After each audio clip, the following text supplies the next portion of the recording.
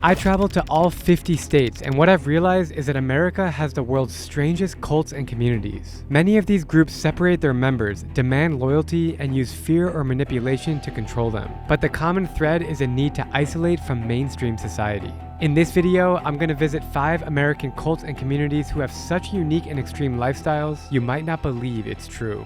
What an experience.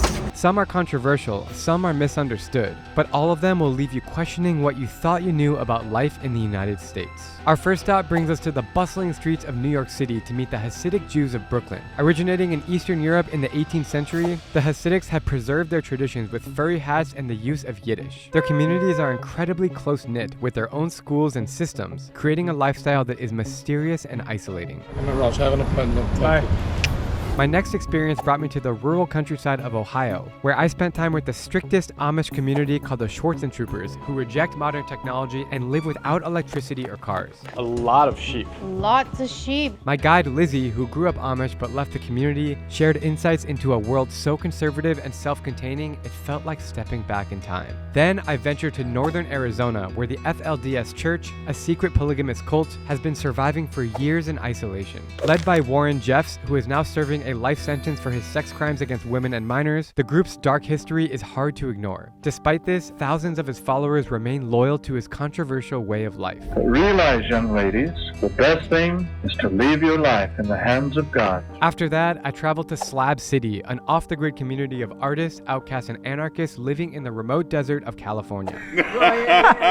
With no electricity or running water, this lawless utopia thrives on loyalty to its bizarre way of life, where freedom and chaos go hand in hand, and its residents are fiercely protective of their communities. No, f***ing camera out of my face, bro! And finally, I traveled to northern Wisconsin to meet the Mennonites, a Christian group often compared to the Amish but with their own traditions. Are you familiar with YouTube? I mean, I've heard the name a lot. While they reject many modern technologies, they are slightly more open to the outside world. Their commitment to simplicity, faith, and community is what makes their way of life both fascinating and timeless. These 5 communities are more than just oddities. They challenge the norms of American life in ways you'd never expect. Get ready to be taken on a cross-country adventure to meet these people, feeling patriotic, hear their stories, because I ended up with 35 siblings, and try to understand what makes these cults so remarkable. We begin in America's largest and most diverse city.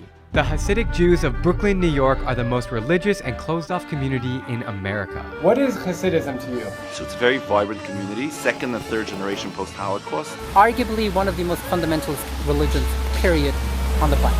This community is a wonderful community because there's a lot of nice people here. The whole system of how we relate to God and how we interact with God. I'm about to walk into an exclusive synagogue here, and I'm pretty nervous. Wow. The stakes are very high for outsiders to be here, but I'm about to cross into this controversial bubble to discover the untold truth, which will leave you speechless. Can you not record this part? Okay, this is gonna be a disaster with cameras, but we're gonna try. Excuse me, I'm in a rush. I have an appointment. I never thought I would feel intimidated by my own religion. There's security everywhere now in this neighborhood. Pretty intense streets, very, very religious. Everybody on their flip phones because they don't use internet. 100% of the women over 18 years old are wearing wigs. What are you supposed to think or believe in this moment? So that's a really good question.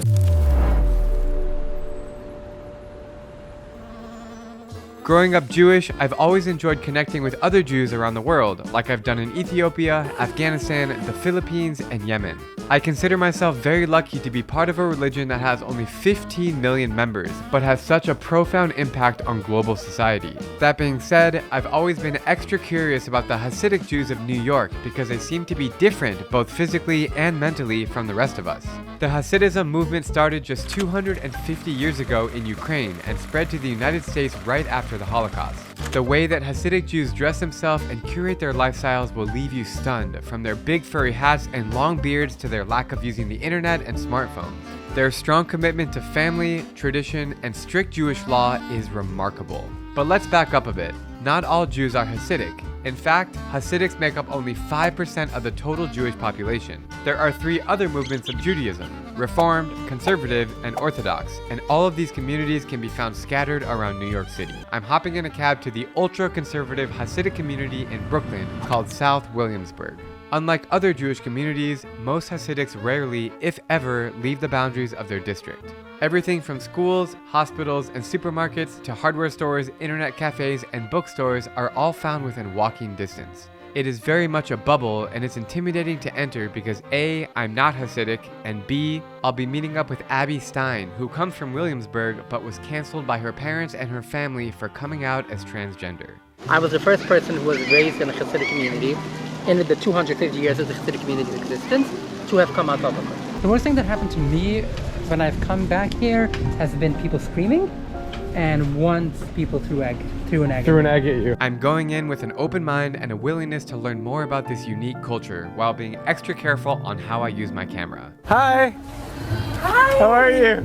I'm Good to meet you, finally. You grew up like here. My parents still live about 10 minutes walking from here. As we cross the border into Hasidic Williamsburg from the hipster part of town, I'm noticing the people's outfits and street signs immediately starting to change. It's literally separated by a single street, Broadway, with the subway screeching right above our heads. Clearly it's pouring rain outside. We're doing our best right now. So this is literally, Broadway was always the border, and that's very important. We're like on it right now, and you'll see in a minute. There's like 2 blocks maybe that are kind of like a mix. This is Yiddish. It looks like Hebrew, but it's Yiddish. Yeah, it looks like Hebrew. Almost everyone here speaks Yiddish at home. But this is a hat store, so they sell Hasidic hats. The furry hats are just one of the many ways that Hasidic men stand out from the rest of us. Another way is by having payas, or long hair on the side of their heads. Women, on the other hand, dress very conservatively, always covering their shoulders and knees, and they also wear wigs to protect the public from seeing their true identity. Women are also seen on the streets taking care of their kids, of which having 10 or more is considered normal. They reproduce a lot. There's a lot of kids in each family, so you can see the pediatrics office right there. The line is so long for kids to go see a doctor. If I owned a business here, I would open up a stroller shop. I have 12 siblings. That's very common here. People have huge families. Wow. We get married extremely young. I was married at 18. Marriage in Hasidic families is of utmost importance. It typically happens at a very young age and involves the entire community. And believe me, the ceremonies are pretty awesome. One of my favorite things about being Jewish is the food, and Abby is eager to take me to one of her favorite childhood restaurants called Gottlieb's. It's important to know that all food around here is kosher, which is a strict eating code that Hasidic, Orthodox, and many other Jews follow. It's kind of similar to halal food for Muslims, in that animals must be slaughtered a certain way to be able to eat them, all forms of pork are forbidden, and you cannot mix meat and dairy. In the 1930s, there were over 1,500 kosher delis in New York, but nowadays that number has dwindled down to about 20 as the Jews have spread around America. Gottlieb's has been a lifeline for Williamsburg Hasidic community since opening its doors 62 years ago, and the cuisine is all derived from Eastern Europe. All right, we've made it. Hello, How are you? Got a picture from me? I would love to, yeah. What's your name? My name is A.B. Baby. Where are you from? I'm a Willie boy. Really? Yeah. Do you like this restaurant? Of course, who doesn't like this restaurant? This community is a wonderful community because there's a lot of nice people here. Look at Yitzchak. Take a look, Yitzchak. Take a look, Yitzchak. Take a look, Menashe. Yeah, he likes cameras. Could you find such a guy like him? So life is good here. Life is great, especially when I meet you. I appreciate that. Thank you so much. These two, they're kids. When he said that guys, mechitzen means that their kids are married to each other. As a community, you're quite close. Along with the men was this. Wow. You know what it is? It's all in Hebrew. It's a Torah. Okay, it's the blessings you make after eating. I think we're both just getting, the two of us just put it down. Matzo ball soup? I haven't had matzo ball this soup is in a amazing. long time. Well, if you come on Friday, I will make It's some. also like a rainy day, so it's even It's even perfect. better. It's like a fall day. Feels like a home-cooked meal. This looks extremely Eastern European, almost like you would find in Ukraine or Poland. Steaming off the top right there. It's filled with meat, cabbage, onions. It's My grandmother was from Jerusalem. She put rice in it as well. oh yeah, there is rice in there. Oh, there's right there. It's so good. Thank you so much, sir. Dankeschön. Dankeschön. Bitteschön. Sei gesund. Oh, thank you, sir. Dankeschön. Be well. Be well. That's Be well, sei gesund. Dankeschön.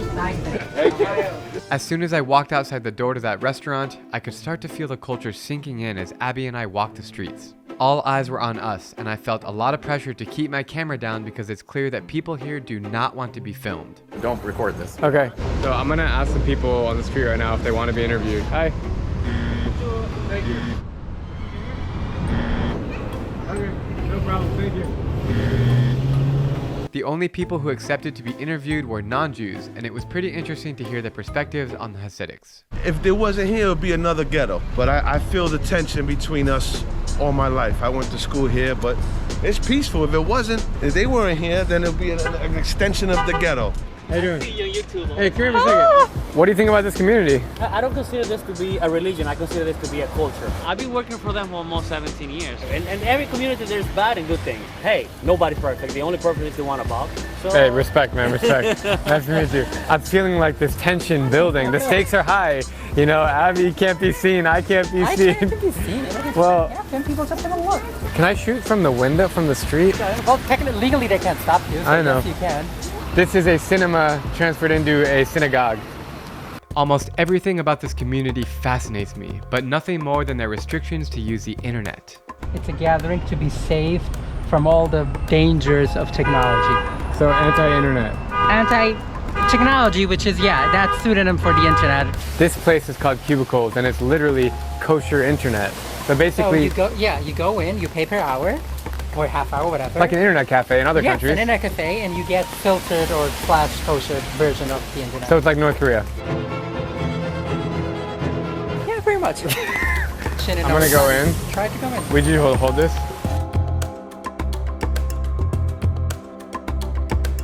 I was not wanted in there. Let's go. Whatever, what they tell you? No, they just saw my camera and they're like, what are you filming? Let's go. I'm fully Jewish. I had bar mitzvah, everything. Last name is very Jewish, but I'm not welcomed in this community, which is very fascinating. I was told as a child that in school by my teachers that walking into a Reformed temple is worse than going into a church. And you have to realize going into a church is a horrible thing. Yeah. Going into a Reformed temple is even worse. This is a sofer. They write the Torah scrolls by hand. Oh, cool. The Torah is a compilation of the first 5 books of the Hebrew Bible, and it's written in a long scroll that all Jewish temples or synagogues have inside them. The Torah represents the totality of Jewish teaching, culture, and practice as instructed by God. When all Jewish people turn 13 years old, boys or girls, they have something called a bar or a bat mitzvah, which is a ceremony where they read a verse in the Torah to officially become an adult and be held accountable for their own actions. My bar mitzvah was on June 12, 2004, and it was a day that I'll never forget. How did this community start? Okay, so the Hasidic movement was founded by actually my direct ancestor. His name is Rabbi Israel ben Eliezer. My father's father's mother's father's father's mother's father founded the movement. I was taught from a very young age to be very proud of it. He lived in a small village called Mezhevish in Ukraine. Okay. So the area that's now Ukraine had millions of Hasidic Jews before the Holocaust. Okay. The vast majority of them were killed by the Nazis. So this community was born right after the war? After the Holocaust, yes. They came here, they settled here? In many ways as a result of the Holocaust. I think it's amazing how these immigrants of Holocaust survivors are still able to practice their traditions in New York, the same way that their ancestors did hundreds of years ago in Eastern Europe. Walking these streets makes me feel like I've entered into a time machine back to the 1800s. It is truly remarkable. Right now, I'm eager to step inside a synagogue and learn from the ways that Hasidics pray, but I'm out of luck in Williamsburg where the strictest rules apply to outsiders. Abby tells me about another Hasidic district called Borough Park, where the chances of me entering a synagogue are much higher. As soon as we arrived, I saw one out of the corner of my eye, but Abby chose to hang back with the cameras, so I went in alone with only my iPhone.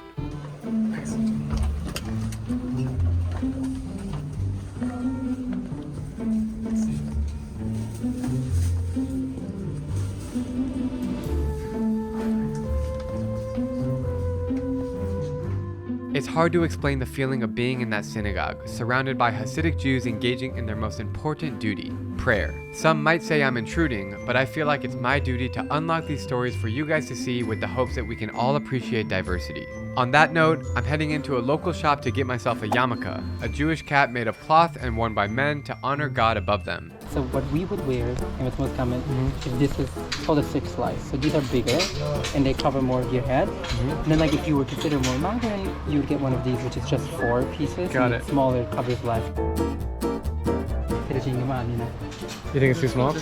That's perfect. Okay, he says it's perfect. It feels right. I've worn a lot of kippahs in my day. I've never done this one, so it might take me a second, but let's see.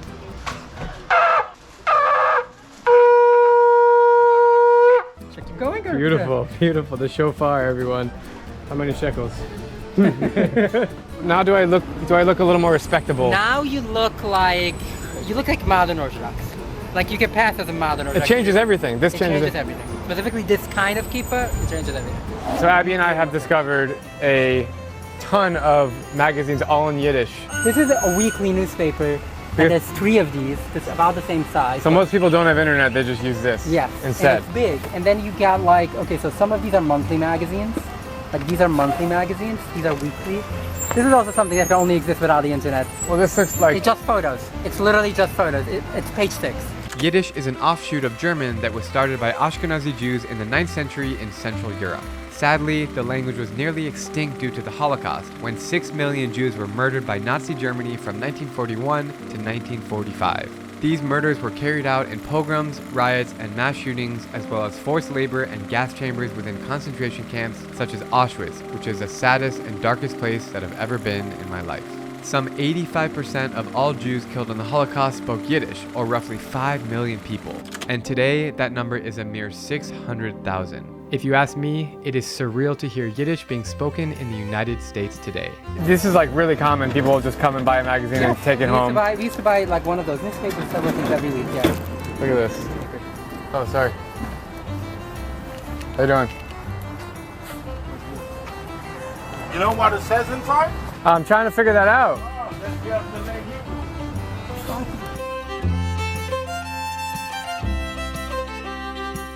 Anything emergency happens, people don't call 911 at all. People always call them. I memorize their number. It's 718-387-1. So it's like the ambulance? It's like an emergency That's what room. people call. Yeah, that's what people call. Is it like a trust issue? Like they want to be with others? It's a mix of a lot of things. It's a bit mix of trust. It's they usually arrive faster. They don't charge. This video isn't complete until I experience a Shabbat dinner inside of a Hasidic household. For those who aren't aware, in Judaism, Shabbat is a day of rest that happens every week from sunset on Friday to sunset on Saturday. During Shabbat, it is prohibited to work, to drive a car, to use your phone, and even to turn on the lights during these holy 25 hours. All of the activity takes place at home, talking among family and friends, praying in the synagogue, and eating a massive meal. While I don't keep Shabbat on a regular basis, I do love to participate, and I always enjoy this peaceful day of rest whenever I get the chance. However, filming a Shabbat dinner inside of a Hasidic home is nearly impossible because it goes against the principles of not working. Let's just say that it took me 4 months to get permission from a rabbi to film the Shabbat dinner that you're about to see. He approved my mission to document in good faith and share the beauty of Hasidic culture only if I do not touch or address the camera beyond sunset. After several failed attempts, my friend Shlomi, who is a fellow traveler and YouTuber about life as a Hasidic Jew, invited me into his own house, which is located outside of the city. How you doing? Good to see you. These are the 3 kids. Hey, how are you? That's a girl, that's a boy, and the baby's a girl. My name is Shlomi Zayans. I was born in Borough Park, Brooklyn, New York. What is Hasidism to you? What does it mean? It's a very, very good question, a very deep question. I think Hasidism means a lot of things to a lot of different people. There are some people who are very focused on the inner Hasidism, which I believe is the most important part of it. There was somebody named Yisrael Baal Shem Tov. He lived in the 1700s in Ukraine. He felt that Judaism was getting a little bit dry. People weren't doing Judaism with enough passion. So he reinvented the whole system of how we relate to God and how we interact with God and how Jews live. And many people would say that the Baal Shem Tov and the Hasidic movement saved Ashkenazi Judaism because there were so many people who would have fallen out if not for this new invigoration of life and excitement into the Judaism. Interesting. I am about to do tefillin, which is a very special experience in Judaism. I've done it maybe 10 times in my life. I'm following the leader here. He's showing me what to do. Okay, so first of all, please lift up your left sleeve. Repeat after me. Baruch atah Adonai, Eloheinu melech haolam, asher kedishanu, v'mitzoso v'tzivanu, lahaniach tefillin. Tefillin is a prayer that involves a black leather box with leather straps containing scrolls from the Torah. And then like this. And then like this. Yes. And now we got it. All right. Okay. So, guide me. So, Shema Yisrael Adonai Eloheinu Adonai Echad. Now I would just suggest if you want to think about your family, pray for your loved ones, and just have a moment. You can close your eyes, leave them open, whatever you're comfortable with.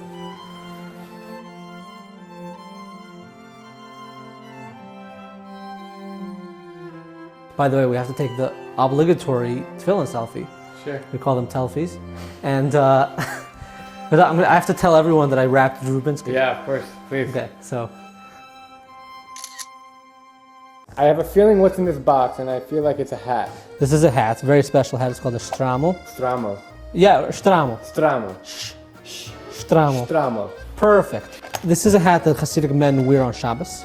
Oh my They are goodness. very expensive. This one, I believe, was $5,500. Legend has it, back in the 1700s, or possibly even earlier in Poland, there was a king or a count or someone in power who told Jews that they couldn't wear fur. But he made one exception: they're allowed to wear fur from a tail, supposedly the lowest, disrespectful, cheapest part. So the Jews went and they made hats completely made out of tails, and beautiful hats.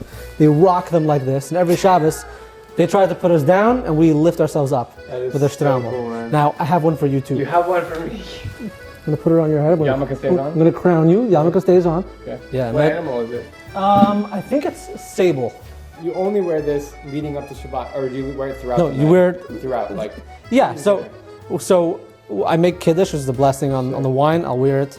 Make hamaitzi, which is the blessing on the bread. Wear it. A lot of people will wear it for the entire meal. It gets kind of heavy and kind of hot. Yeah. So like usually when I start eating soup, that's when my body heats up, and then I take it off. You got a nice little like lean there. Is mine Yeah, straight or is yours is straight. I kind of like the curve. I like it too. It's like the hood Hasidic, you know?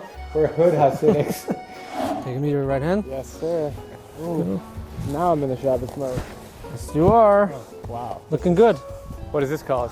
It's called a bekasha. Bekasha. Now what's interesting is that it goes right over left. Oh. Okay? So in Hasidic thought, the right side represents kindness and the left side represents judgment. You always want to have the kindness over the judgment. Make sure that there's more kindness than judgment. So we wear our clothing right over left. I like that. Good Erev Shabbos. You don't have payas, but because you have the beard, you kind of look like a new age modern chassid. If you didn't have a beard, then it would be harder to, then people would be like, who's this guy? But with the beard, yeah, you could pull it off.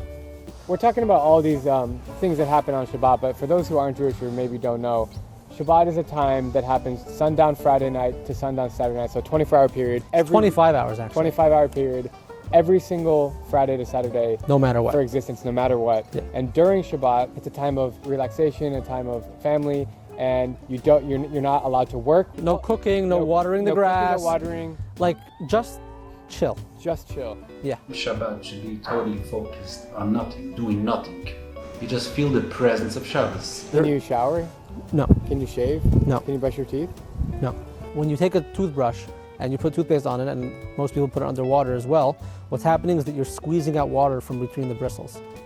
And you're not allowed to squeeze water out of anything on Shabbos. That's the problem with the teeth. It's not a hygienic thing, it's the water thing. So there's somebody who invented something called a Shabbos toothbrush. Rubber bristles where the water doesn't get converged within the bristles, and then when you use it, you're not squeezing out. Do you have a Shabbos toothbrush? I do, yeah. Okay, good.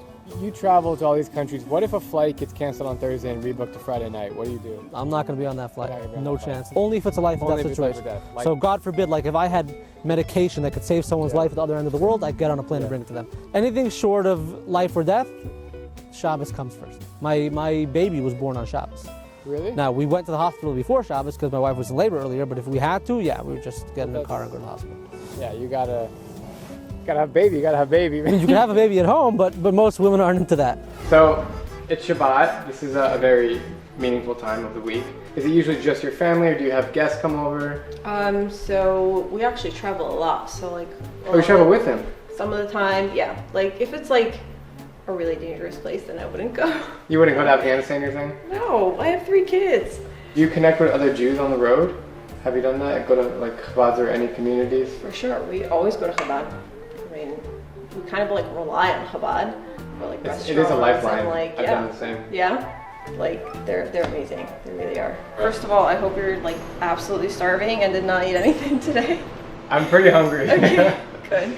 So we have some baked asparagus, hasselback. Wow, that was fantastic.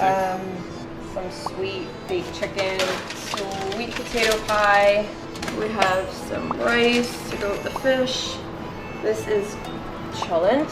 Yep. It's like a beef stew. Yep, I've had chillin'. Chicken soup. Sorry. Wow. And here we have a beef lasagna with vegan cheese because we don't do milk and meat together. Great. We have a teriyaki salmon with barbecue ribs. This is insane. There's an unlimited amount of food here.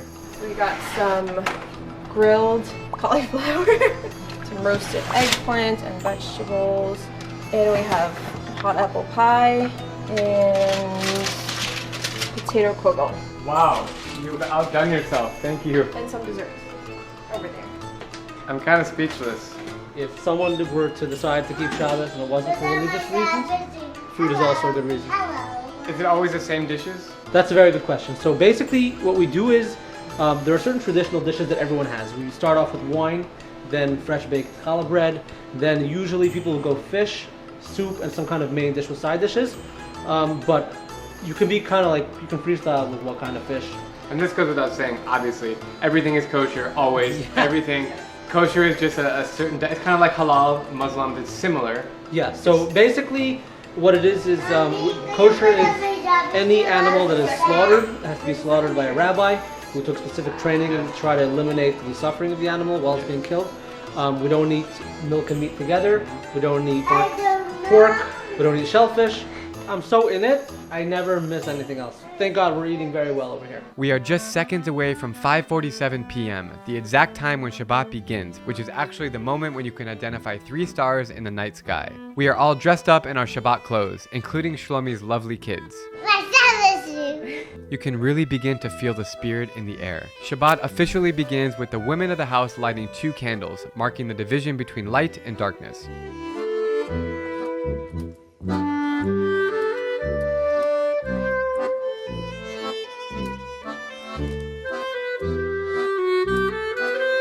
From this exact moment onwards, I will not be touching my camera nor addressing it to show my respect to the family. I have hired a non-Jewish camera operator who is present in the room and will be documenting from his camera. I'm gonna bless my children. When Shabbat starts, it's customary for the man to say a prayer or a blessing to each of his kids, and it's a beautiful sight to witness.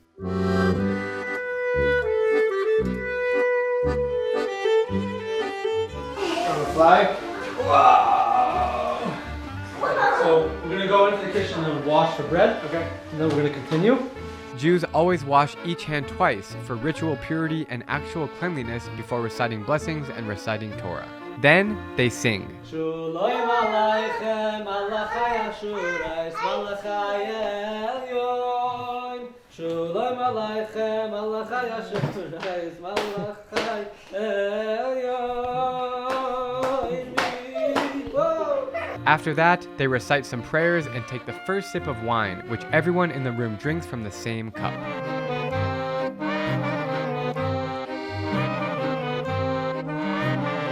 This big fluffy Jewish bread, called challah, always kicks off the Shabbat dinner.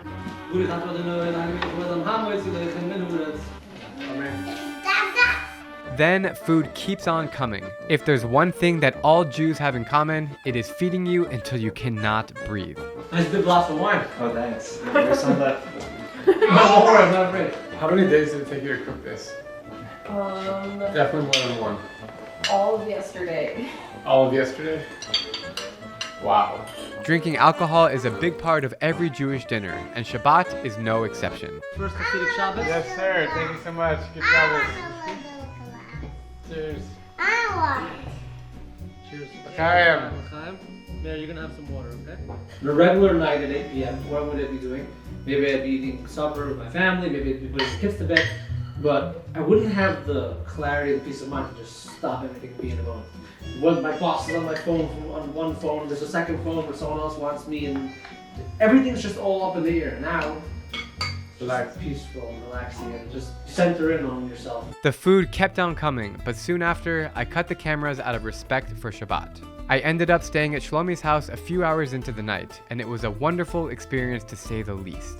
As a Jew and someone who has celebrated Shabbat in many countries around the world, I must say that this one was the most special, and I'm very grateful to have the opportunity to take you guys along on my quest to learn all about Hasidic culture. As we leave the Hasidic world of New York, I travel to the rural farmlands of Ohio, where the Amish have preserved a quiet and conservative way of life. Hey guys, I came all the way to India to tell you about today's sponsor, NordVPN. It helps keep you safe online, whether you're traveling or just browsing at home. With NordVPN, I can connect to public Wi-Fi anywhere, airports, cafes, hotels, without worrying about hackers or anyone trying to steal my data. Listen, I've been hacked once and it was not a fun experience. Now with NordVPN, I don't have to be scared to connect to sketchy public Wi-Fi around the world. It's kind of like having a digital shield for your online life. And it's not just about safety. NordVPN also lets me access content from any country. Ever tried watching your favorite shows abroad only to find out they're blocked? Or a big sporting event? NordVPN solves that. With just one click, I can choose from over 7,000 ultra-fast servers covering 118 countries. One subscription covers up to 10 devices, so you can stay protected on your phone, laptop, and more. Plus, it's super fast and easy to use. Right now, NordVPN is giving an exclusive deal to my followers with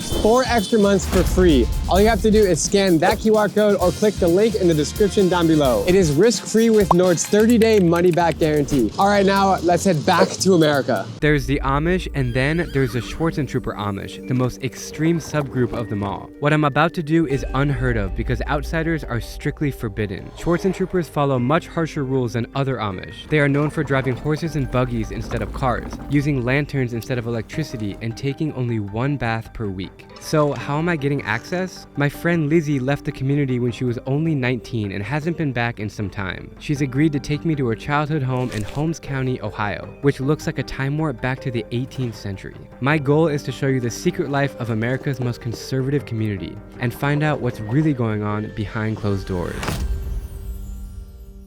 We are driving through a small town called Maslin. I'm on the lookout for my first horse and buggy. First one to find it wins. This is where you feel everything slow down. Yeah, this road is like calming. It's so peaceful. When you live in a city where everything's hustle bustle and you come here, you start to appreciate the little things in life again.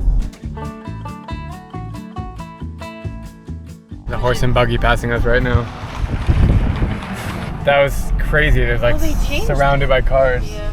This is where the road I used to go to church. Oh. Every 2 weeks. Horse and buggy.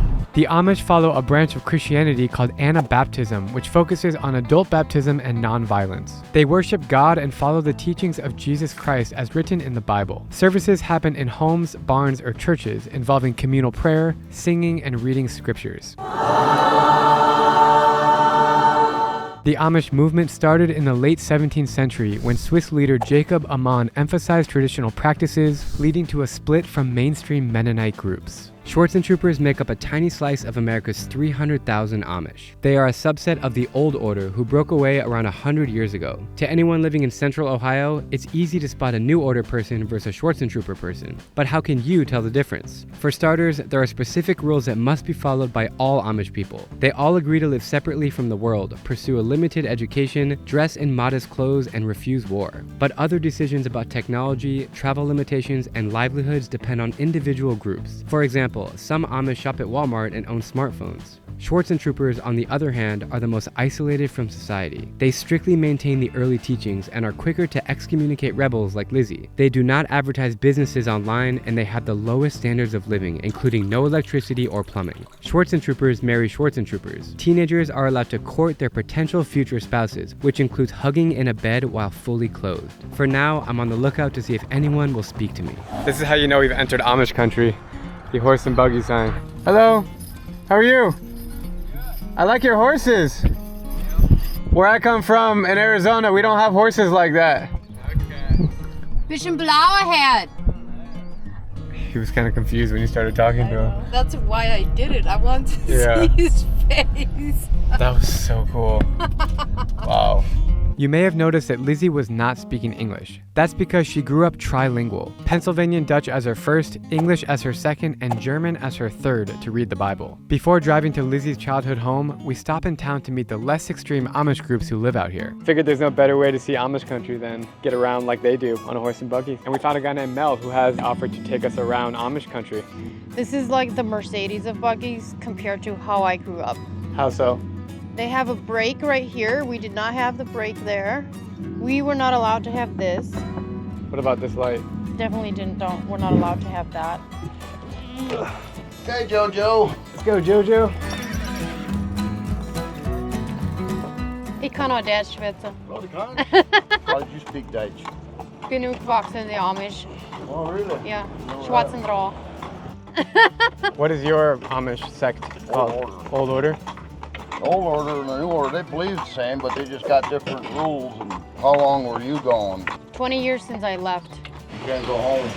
I can go home. So you can do Yeah. it. Go home. That's the one. Yeah. Does that shock you? Some do, some don't. Yeah? Stopped at a beautiful viewpoint here. You can see Amish country is just flatlands, grass, hills. Feels just like Wisconsin or Iowa, Missouri, all the Midwest. Why do Amish men shave their mustache? Well, I was told that, we're supposed to be conscientious objectors. So the Army colonels, we had mustaches. So that's why we don't have them. Really? How have the Amish evolved? The internet is now everywhere, and are people adapting to it positively, or they're unhappy about what's happening? Some are, there's some that ain't. Yeah. There's some that are starting a new community. How do you feel about it? If they don't like it, if they don't want it, move out of Yeah, here. exactly. What is one positive thing that you hope other people could learn from your lifestyle? Just say our upbringing. Yeah. We are taught to work. I got 3 boys in Kentucky. They used to live in Kentucky. They're not Amish. Well, I'd rather they would be Amish, but Amish is not the only way. Amish is just a way of life. Yeah. It don't matter how big my hat is, how long my beard is, how big a mustache I have. So do you use the internet?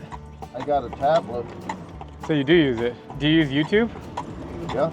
Now see, that's a New Order girl there. She ain't got a better fight. Tough fight. Oh, wow. I like you because you're open-minded. Mel's perspective as a member of the Old Order helps me understand what I'm getting into. But things are about to get more intense as we approach Lizzie's farm. Entering a Schwarzentrooper's home is not even rare. It's unprecedented, and we're about to find out what makes them so different. We just pulled up to Lizzie's childhood house. For everyone watching this video right now, out of respect, and Lizzie also told me not to film like her mom specifically and faces of people, so it's gonna be tricky to film in the house, but we can walk around here and maybe you can just explain some things. Is that okay? Yep. Lizzie has flowers for her mom. That's so sweet of you. Everyone should give flowers to their mom. Exactly. Growing up, Lizzie had 18 siblings. Sadly, when she was only 13, her father's life was taken by a drunk driver who slammed into his horse and buggy. That left her precious mother to raise all 19 kids by herself. When Lizzie was 19, she had been exchanging letters with her boyfriend who belonged to another Amish community in New York State. They fell in love at her sister's wedding. One day, he delivered a letter in her mailbox that said he had escaped, and he would pick her up at 10 p.m. if she wanted to run away together. Lizzie had only a few hours to make a decision, and with $20 in her pocket, an 8th grade education, no job, and no social security number, she said yes. So then I climb out onto the roof. My boyfriend is up on the hill flashing his flashlight. I eventually climb all the way out to the edge and I'm like crouched down. So finally I took a deep breath and I jumped. And when you got in the car, what'd you do? We all just like screamed. Of happiness? Of happiness. I'm walking around her mom's house. It's so interesting. It's like everything's made of wood. There's no electricity, there's no lights, there's no power outlets. It feels like life in the 1930s. There's a train passing. It feels very Midwestern when I hear that sound. Wow. How long does this take to make? Depends how fast you work.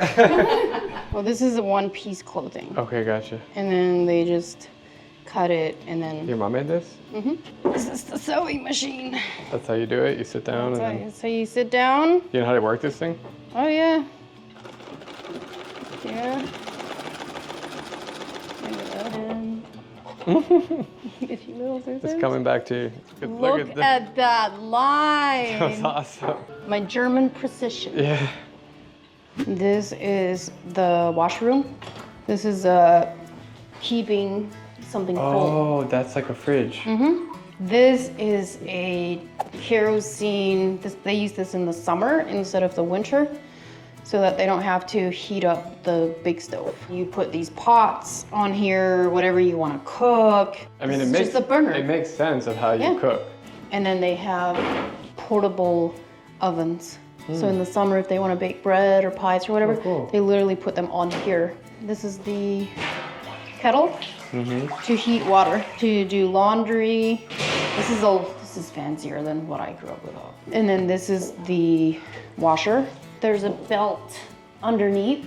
Oh yeah, I see it. See it right there? And they probably have a motor on the outside. It's hooked up. And then they run the motor. You ring it through here, put it in the rinsing tub, rinse it in there. And then you wring it out again. And then you hang it out on the clothesline to dry. It sounds like a very complicated process. It's pretty easy when you're used to it. This right here is the tub they used to take bath. You don't take showers here? There's no showers. Every Saturday night. Only once a week? Get water, heat up the water, put hot water in here, put cold water in there, take a bath. Why only once a week? Think about the process. Every Saturday, you and your 18 siblings would take a bath here, like one after another after another? Yeah, all the younger ones would use like the same, water or whatever, So it got take dirty. a bath, whatever. But then all the older kids would have their own water, like we wouldn't share water. We're about to check out the bathroom situation here. Okay. It's not a bathroom. Oh. It's an outhouse. Bathroom. There's no bathroom because you can't take a bath in it. Okay, let's see the bathroom. Sorry, let's see the outhouse. The outhouse. I've seen much worse. This is actually pretty fancy.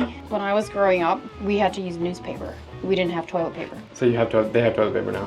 They have toilet paper now, as you can see. You use like actual newspaper? We had to cut up newspaper and use the newspaper. We did not have to. Isn't that like rough on your skin? Of course. But I imagine with 19 kids, it did not smell very good in here. No. This is actually not bad compared to what I have smelled. But there's no light in here, so what if it's 2 in the morning and you need to use the bathroom? Flashlight. Here's the thing that I think that the modern world can learn from the Amish is that we're very self-sufficient and very creative and sustainable. I love that. Like we're losing touch of all of those yes, things. like look how sustainable this Yeah. is. Like they're not relying on any electricity. They're not relying on anything necessarily modern. If electricity goes out, they're not doomed. Nothing's imported. No. Everything's like consumed here. Yep. They can be their own. And that's what modern society has lost its touch. That is one of the coolest lessons, I think, from this video. They are living peacefully and they're not harming the environment. In all reality, they're helping the environment. Look at this really cool pump. What is This that is for? old-fashioned. Oh, for water? For water. Oh. This is rainwater. You don't drink this one. Is it for washing stuff? Yeah, for washing, whatever. It's really dark in What is here. this? Basement? This is the cellar basement. Whoa. It's cold down here. It's cold down here, so you come down here to cool. Now this is the real deal right here. Look at this. Whoa. This is all the camp meat. That's Wow. sealed. This is probably ground beef. This is chicken. And it's cold. Like you feel it? It's really cold. It's really cold, yeah.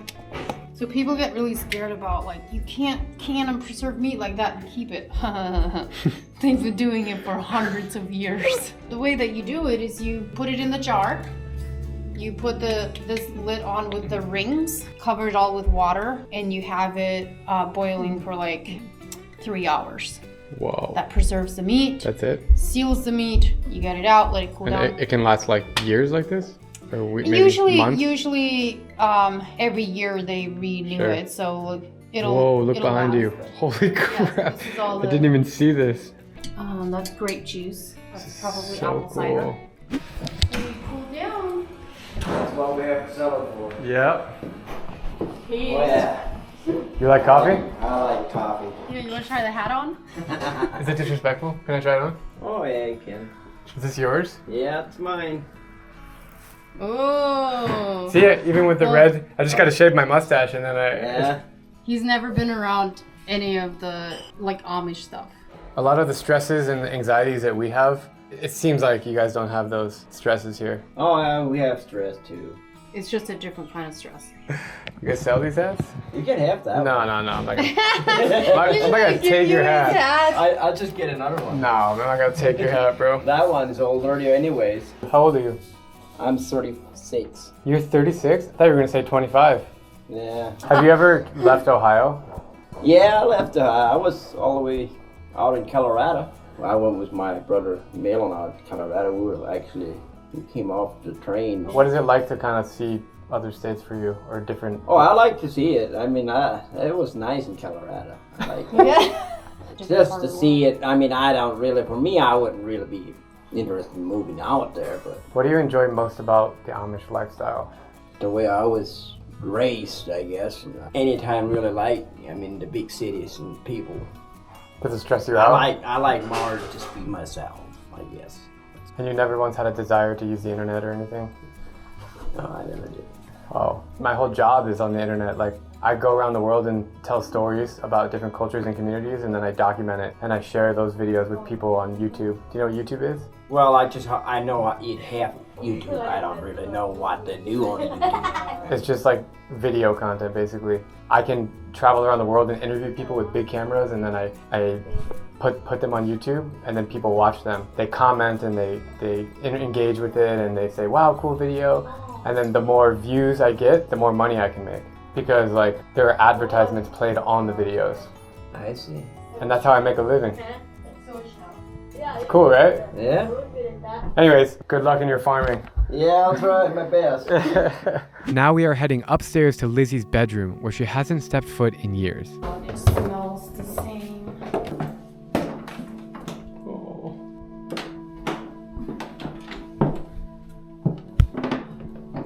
How does it feel to be in here? I have no words. Like, it's just all the things are flooding back. So you've gone through so many changes whereas they haven't. So that must be even crazier for you. I chose to leave. Yeah. They didn't. Yeah, the choice. So that was my choice. I now understand and know two sides. Mm-hmm. The modern world and the non-modern world. They know one side. They have a right to their feelings and their thoughts and how they feel about it, and so do I. Yeah. But we're friends. Like we're not. As your mom said, we're friends. We're friends. Yeah, we're friends. I had many dreams in this room about leaving, and I remember literally I was standing at this window, putting my dress and outfit on for church, and I had gotten in trouble for putting a pin on the wrong way. I'm staring out the window, and I said to myself, if I'm going to go to hell for putting a pin on wrong in my dress, I'm gonna go to hell driving a car. Wow. This is the window you were looking. This is the window. I was meant to be here for the time that I was, but I was never meant to be here for the rest of my life. I also believe that some people in the community have a bigger calling, and maybe they were meant to leave, but it's the strength of the community and the culture and the relationships of the family and the church that keeps them here, number one. Number two is the fear of the church. Were you able to be open and share these feelings with your siblings, or you were just like internally? I had to internalize it. I left a note that I was leaving, and sometimes when I look back at like what that note says, I literally go, how did I even know to write that? Because I said, this has nothing to do with anybody else here. This is me, but I have to go. Have you talked to your mom about that note ever? Mm-mm. But she got it for sure. Oh yeah. Is this what you imagined the outside world would be? No. All I know is when I left, I 1000% knew it was where I was supposed to go, but I had no idea what my life was going to look like or what it was going to lead to because I knew so little of the world. Like if I'm standing here and I just like look at the barn, I look at the railroad tracks, I remember, I look at like where my life is now, and it's just, there was a time in my life where I didn't respect this, and I have so much respect for this now. Without this, I wouldn't be who I am today. I have this. Yeah. It was a really special experience at Lizzie's mom's house. Everything's so traditional here. It's kind of reminds me of the Mennonites in Wisconsin, but this one it's different. They're just more traditional, more old school. This is where we used to put up hay and straw and do thrashing. Did you dress like them, like when you were younger? Yes. The way that they're dressed, that's how I dressed. And now look at you. It's a little different. So this is the building that we used to, what they call the milling. Is this building the same as when you were growing up? Mm-hmm. This is the corn. So we husk the corn all by hand. Whoa. It's like a slide of corn. Yeah. They feed the corn to the pigs, and then they use it to make their feed. It's a little different.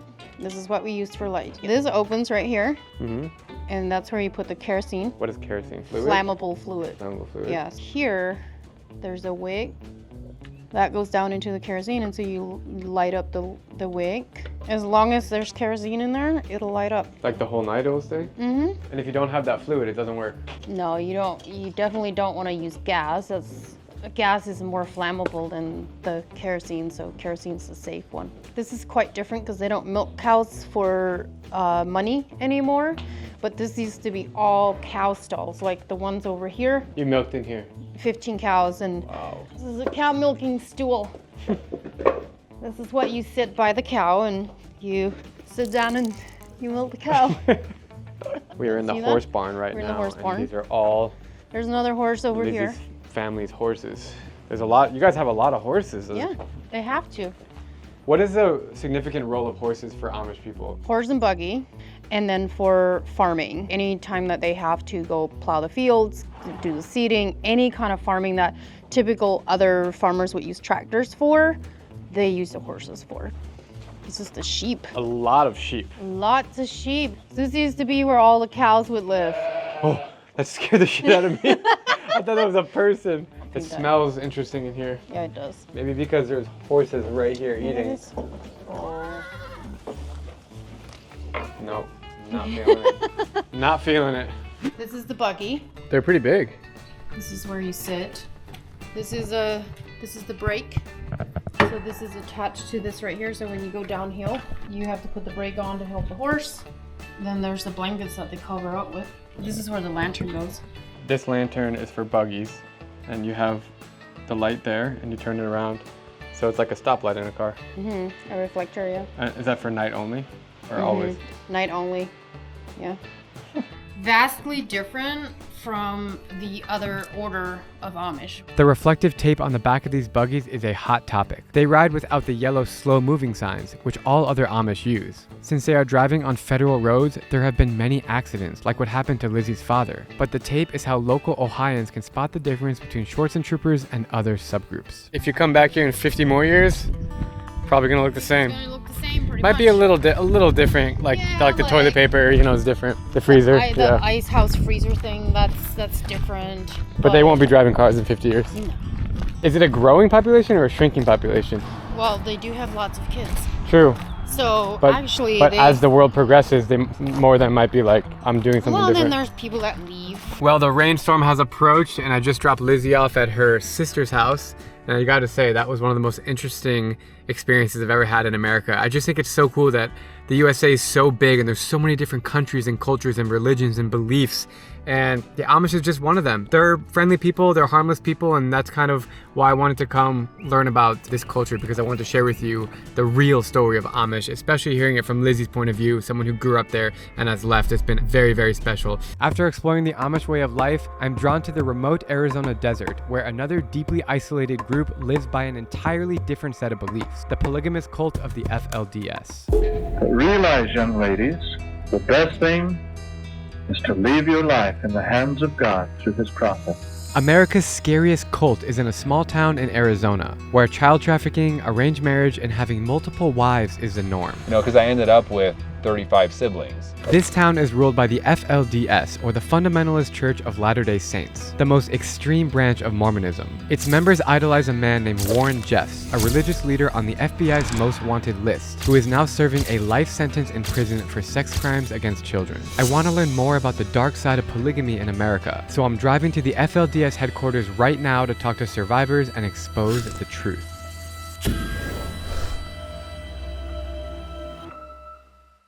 I'm kicking off this story in my hometown of Phoenix, Arizona, where I'm driving 6 hours north to a little place called Colorado City, which is right on the border with Utah. I'm gonna be meeting up with a guy named Sam who left the community, but is kind enough to meet me there and take me around the bizarre community that he grew up in. After 6 long hours, I have finally made it in Colorado City. Man, Arizona's a big state. Woo! First impressions are bland.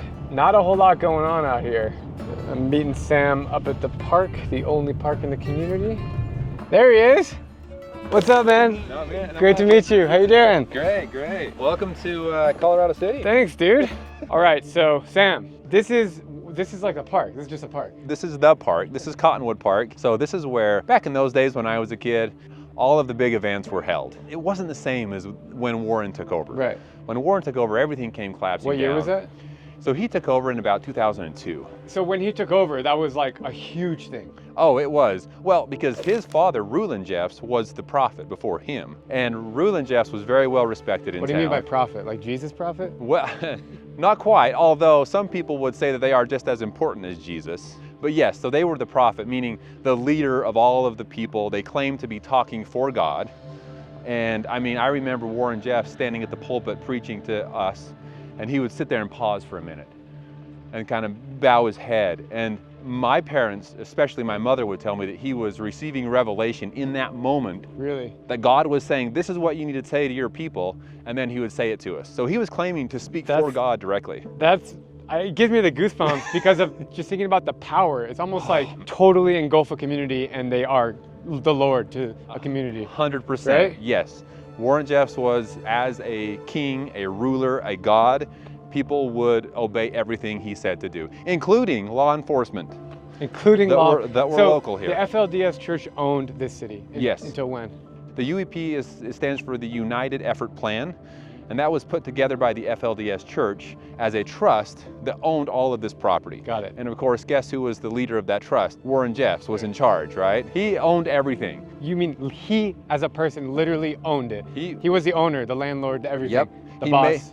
He made all of the people, they're very industrious here. A lot of people have or had big companies like construction companies. Right. And he made all of them sign those companies over to the trust so that he could even own that.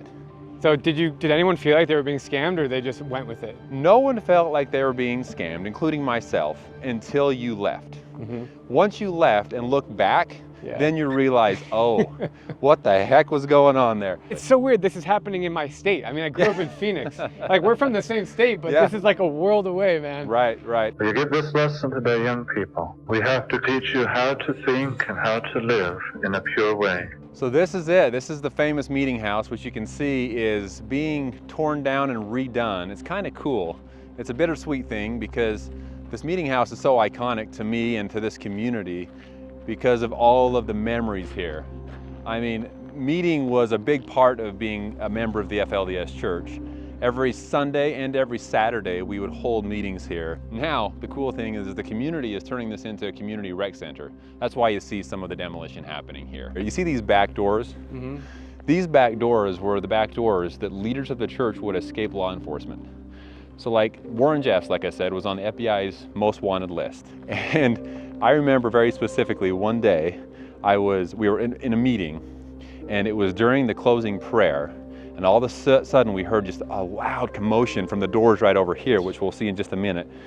And we had bodyguards, FLDS bodyguards, not allowing FBI or law enforcement to come in.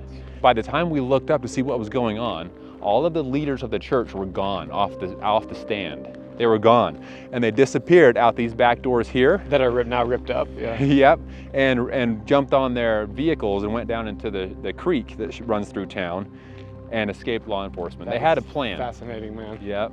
It's cool that you have these mountains that are just surrounding the town. They're not in the distance. It's like I could walk there. Yep, well, it's funny you say that in front of this mountain here, because that mountain there is the very mountain that we were not allowed to hike. Oh, as a kid? As a kid, and no one was allowed to hike it because we were told, I'm not sure if you're familiar with the Book of Mormon. Yeah, I'm familiar with it, yeah. Okay, so Book of Mormon is a scripture along with the Bible, and in the Book of Mormon, they talk about these robbers, these evil men that would go and steal and kill, and they were called the Gadianton robbers. We were told that mountain right there still possesses their spirits, and that if we hiked it, we would either be captured or killed. Maybe there was something hiding in that mountain from leaders, and so that's why. But anyway, after I had left the church at age 18, I came back a couple years later and hiked the mountain just to prove a point, and here I am. Did you find anything? Well, I mean, I guess, would you know if you're possessed by a spirit? Maybe. I'm just kidding. This video is about to turn really sour. Yeah, I'm just kidding. No, I know. Is it weird to be walking around this town right now? Well, I was just going to say that, and especially right here. I mean, we walk on this parking lot. This used to be packed full of cars. I mean, every single Sunday, you couldn't find a spot, so you'd have to park down the street and then walk into these doors right here.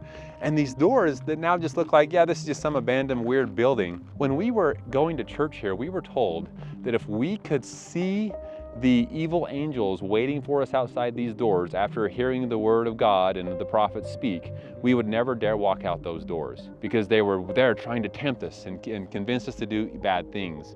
And so that's a way they convinced us to try harder, to pray more, to be more obedient and those kinds of things. Dude. All right, so where are we heading now? So now I figure we will head to the home that was being built for Warren Jeffs and his many wives. But he never actually stayed there because it was completed after he was in prison. Now, why would they continue building it even though he was put in prison? Because the FLDS people believed for many years and still believe to this day. After Warren was put in prison, they were told and we were told that he was going to break free, that God was going to break down the prison walls and he would come back and leave. Let me tell you something, he ain't getting out of that prison cell. No, he is not. But they believe to this day that he is. And they believe like 1,000 people, 1,000,000 people, 5,000 people. Who's they? So, well, that's a great question. When I was out here, there were between 10 to 15,000 at one point. Got it. At this point, people that strongly believe in Warren Jeffs as the prophet and would still do anything he tells them to do is about 2,500. And they're in Texas, right? No, they're all over the place. Okay.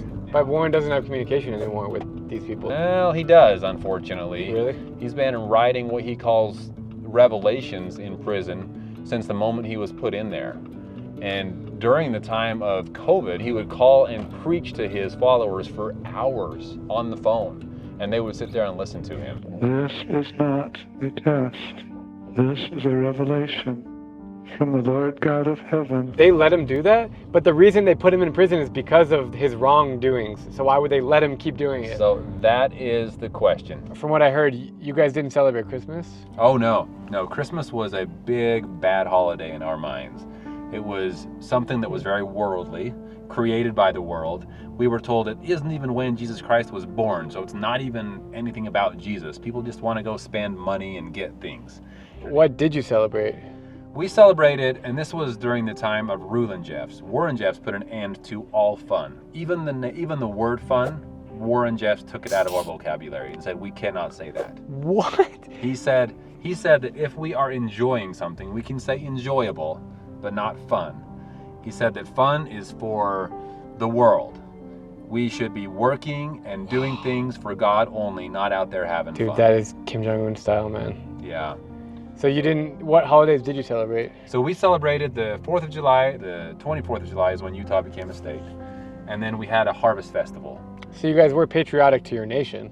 We were, yes. Well, kind of. Once again, that was taken away once Warren Jeffs came into power. He took away all of that. But when I was a young boy, we did celebrate those holidays. But Warren Jeffs, when he became prophet, he shut this whole library down. He didn't want anyone, once again, kind of North Korea style, reading outside stuff.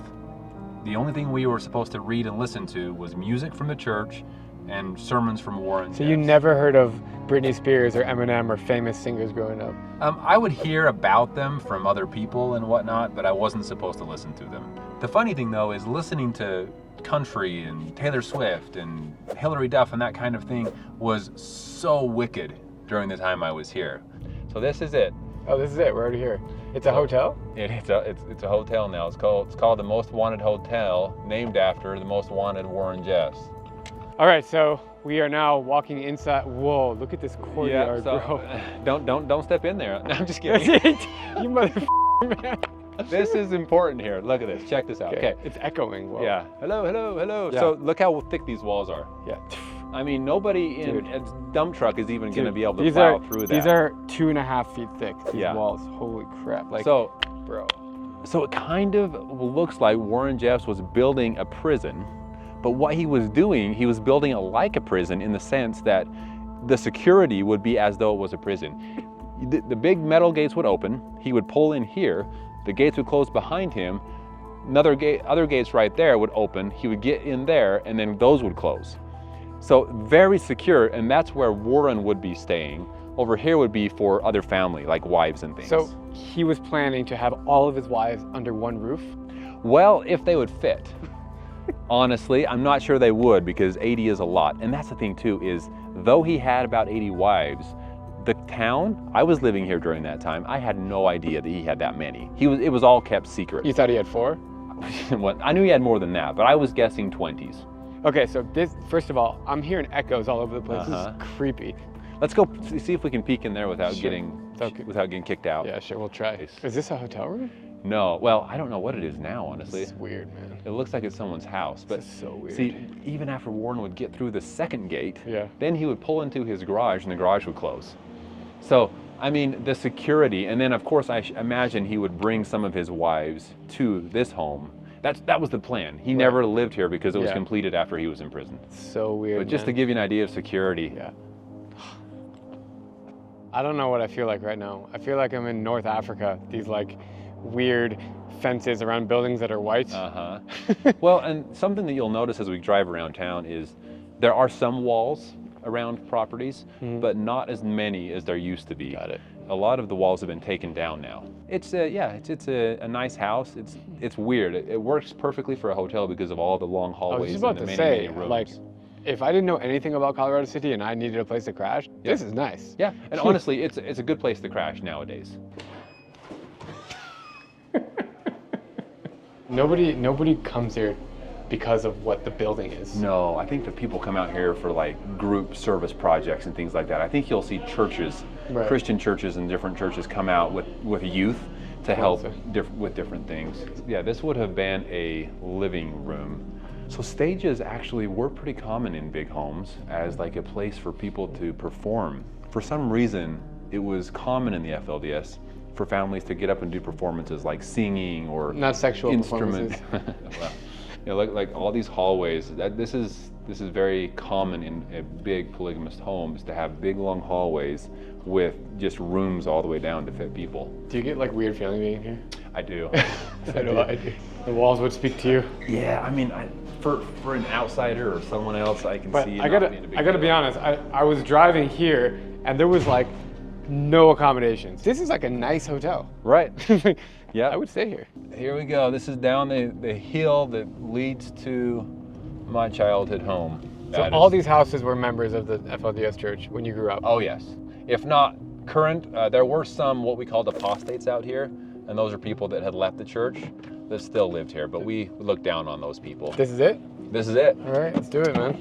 I love how everything here is like a 2-minute drive. Exactly, it's very close. So this here, just want to point out, it looks very different than it did when I was living here because there was a huge fence that we put in, a big stone fence that we spent a lot of time building. But you didn't live here with 35 siblings, did you? Well, there were probably about 20 of us in this house. So there was a lot. A massive house by any means. No, it's not. There were multiple siblings living in each room. Look at these notices on the door. I wonder what that says on there. Looking for Sam, the polygamist. Oh. What? Do I dare? What? I haven't walked on this step since I was 18 years old. Really? Yep, this will be the first time. So I guess this is the big moment for mankind. Oh man, that must feel weird. One small step for man. Wow, man. Okay, so current water restrictions. Okay, just water restriction stuff. I was hoping for like an eviction notice. Oh no, it's totally like being renovated. Oh, is it? Look inside. I mean, it's. Oh yeah, it's completely being torn apart. Wow, it's weird. The window you're looking in right now was our big meeting room where we would hold our family meetings and Sunday schools and things like that. But there used to be a sign that said Zion above the door. What does Zion mean? Zion, if someone had Zion on their fence or on their door, it was an outward statement that I believe in and follow Warren Jeffs. Oh, that's what that means. But is it ironic that Zion National Park is right there? Well, people believe that in this place called Zion that will be a perfect harmony, perfect place, only righteous people living, and where God himself can dwell and visit. And that was the idea, that they were yearning or becoming Zion. This is my room through this window, and the amount of times I climbed out this window, I won't say, but don't tell my father. Yeah, look at this. Oh yeah, it's just completely torn apart. And by the way, Sam has an awesome YouTube channel called Growing Up in Polygamy, which is how I found him. Actually, I found him through Peter Santinello's video, another YouTuber who makes great stories. Yeah. So we're all kind of YouTubers here. Man, look at dude. Even I feel crazy being here, and I've never been here before. Yeah. See this door right here? So there was a moment in my young teenage years where, see how it's locked? There was a moment when it was locked just like that. My brothers dared me. They said, there's no way you could break through that door. And I got to run from about here. Should I demonstrate? Yeah, I was gonna say, please try it again, dude. So, and I just plowed right through the door. It took down the entire frame with it. My brothers hated me because I didn't know how to fix it, so they had to. I'm just looking at these windows here, and the amount of memories and stories, it's just bizarre. I walked by this property, but I haven't walked onto the property. Oh, you didn't like walk this. on here? In the FLDS, the father of the home was the ruler of the home. It wasn't like, oh, hey, Dad, what's up? At least in a lot of the families. So you called your dad father? Yes, we were not allowed to say dad. That was considered disrespectful. Same with the mothers. It was mother, not mom. And that's very culty. Yeah. I mean, that's like weird that you weren't allowed to even call them mom or any other word. Right. Well, right. You had 4 moms. Yeah, I did. So, well, we were all very clear on who belonged to who. So I knew who my mom was. And what did you call your other mom? We would call them Mother and then their first name. It was Mother Eliza, Mother Mildred, Mother Jeannie, and then my mother, Mother Yvonne. And I would call my mom Mother. I wouldn't use her first name. I would just say Mother. And your 4 moms lived in the house with you? Yes, they all lived here. They all had their separate room. Father had his separate room. Father never slept in the mother's rooms with them. I never saw that. And I know that things like that were very secretive in the FLDS. Right. We weren't given any type of education on sexual stuff at all. That just wasn't a topic. But I know that sometimes the mothers might go to his room, but the mothers a lot of times, in a lot of cases, would have young kids in their room sleeping with, like the infants would be in the room with the mother. Did you have any clue that the rest of the world doesn't live like that? Yes, when I got older, we would actually start doing construction jobs outside, like in the surrounding cities and different places. So we would meet other people. Okay. Now, we thought they were the strange ones, of course, and that we had it all figured out. But it was, it was just an interesting switch when I left to realize, oh, where I came from was the strange, and most of the world doesn't live like this. As we walk through the quiet streets of Sam's old neighborhood, the past weighs heavily on our minds. The old buildings are reminders of a life once controlled by the strict rules of the FLDS. From Sam's childhood home to the remnants of Warren Jeff's compound, each location holds a piece of what was once a thriving Colorado city. But there are more spots around town that Sam wants to show me so I can better understand what it was like to grow up in this cut-off society. So what is this place? So this place used to be the thrift store of the town. So a lot of people would come in here and find very inexpensive clothes. Turn, pull, push, turn, pull. It works. So you grew up in the FLDS. You know my family very well. I knew Neil, Neil. Yeah. I love Neil. That's crazy. So many fun memories. Crazy. You've never met before? I don't think we've met. It's crazy how you know everything about his family and he knows everything about you. Yeah. No, go on. You may have seen me around the community when I was a little kid, but. Probably. Back when I was a kid, it was a great community. We had the village to raise the child. And people were just congenial. I mean, we worked really well together. And religious stuff started to get in the way, and it started separating people and feelings. And did you know Warren Jeff? I've never met him officially, but I do know of him. And you were connected to him through. I mean, if I saw him, I'd probably know who he was. Is it not strange to grow up with molesters and very much so. Not right to me. Okay. Well, I'm sure you saw the polygamy side of thing, and all of that was normal for you as well, I assume. I loved it. Why though? Loved it. Because other mothers can relate to you differently than your own mom. It's just that you had this other mom could relate to me, and she had different talents than my mom, and so. Did you feel that way too? Yeah, there were definitely different talents that each mother brought to the table. Do you still love the idea of having multiple mothers? Totally. This is so bizarre to meet a woman from the FLDS church who runs this shop and hearing her talk about growing up here. I can't believe that I'm getting this on camera right now. It's bizarre. The idea of having more than one wife is an absolute no for me. So I wonder if that's the same for you. Like being a sister wife for you personally, is that something that you would still be interested in? Major. Really? Interesting, okay. Totally. Do you think others feel the same way? But you know what? It's going to have to be on very strict terms. Right. And that is, it's not going to be something where somebody, like the placement marriage things that they The force arranged. people into and they guilt people into and Right. shame them into. And I mean, we could go on with a few more adjectives on that. So you want to choose your husband? Absolutely. I think every woman should. I don't buy with the placement stuff, but I got married by getting on my knees. And I knew, and I didn't go into the brethren and say, tell me who to marry. But I absolutely want other ladies in my life. Can I ask you a question about Warren Jeffs? So he had 80 wives? You don't think that's too much? Like, is that not kind of crazy? Is that crazy to you? Like, where do you draw the line? I think it's sick and wrong how Warren got his. Yeah. And the guilt and the shame and how he treated them, and there's a whole bunch of story around that, so I can't just give you a simple answer. Sure. Yeah. I don't think it's weird for the husband, for the man to have multiple wives, but the wife can't have multiple husbands? No, I don't think that's weird. Look in the animal kingdom. That's how a lot of the animal kingdom is.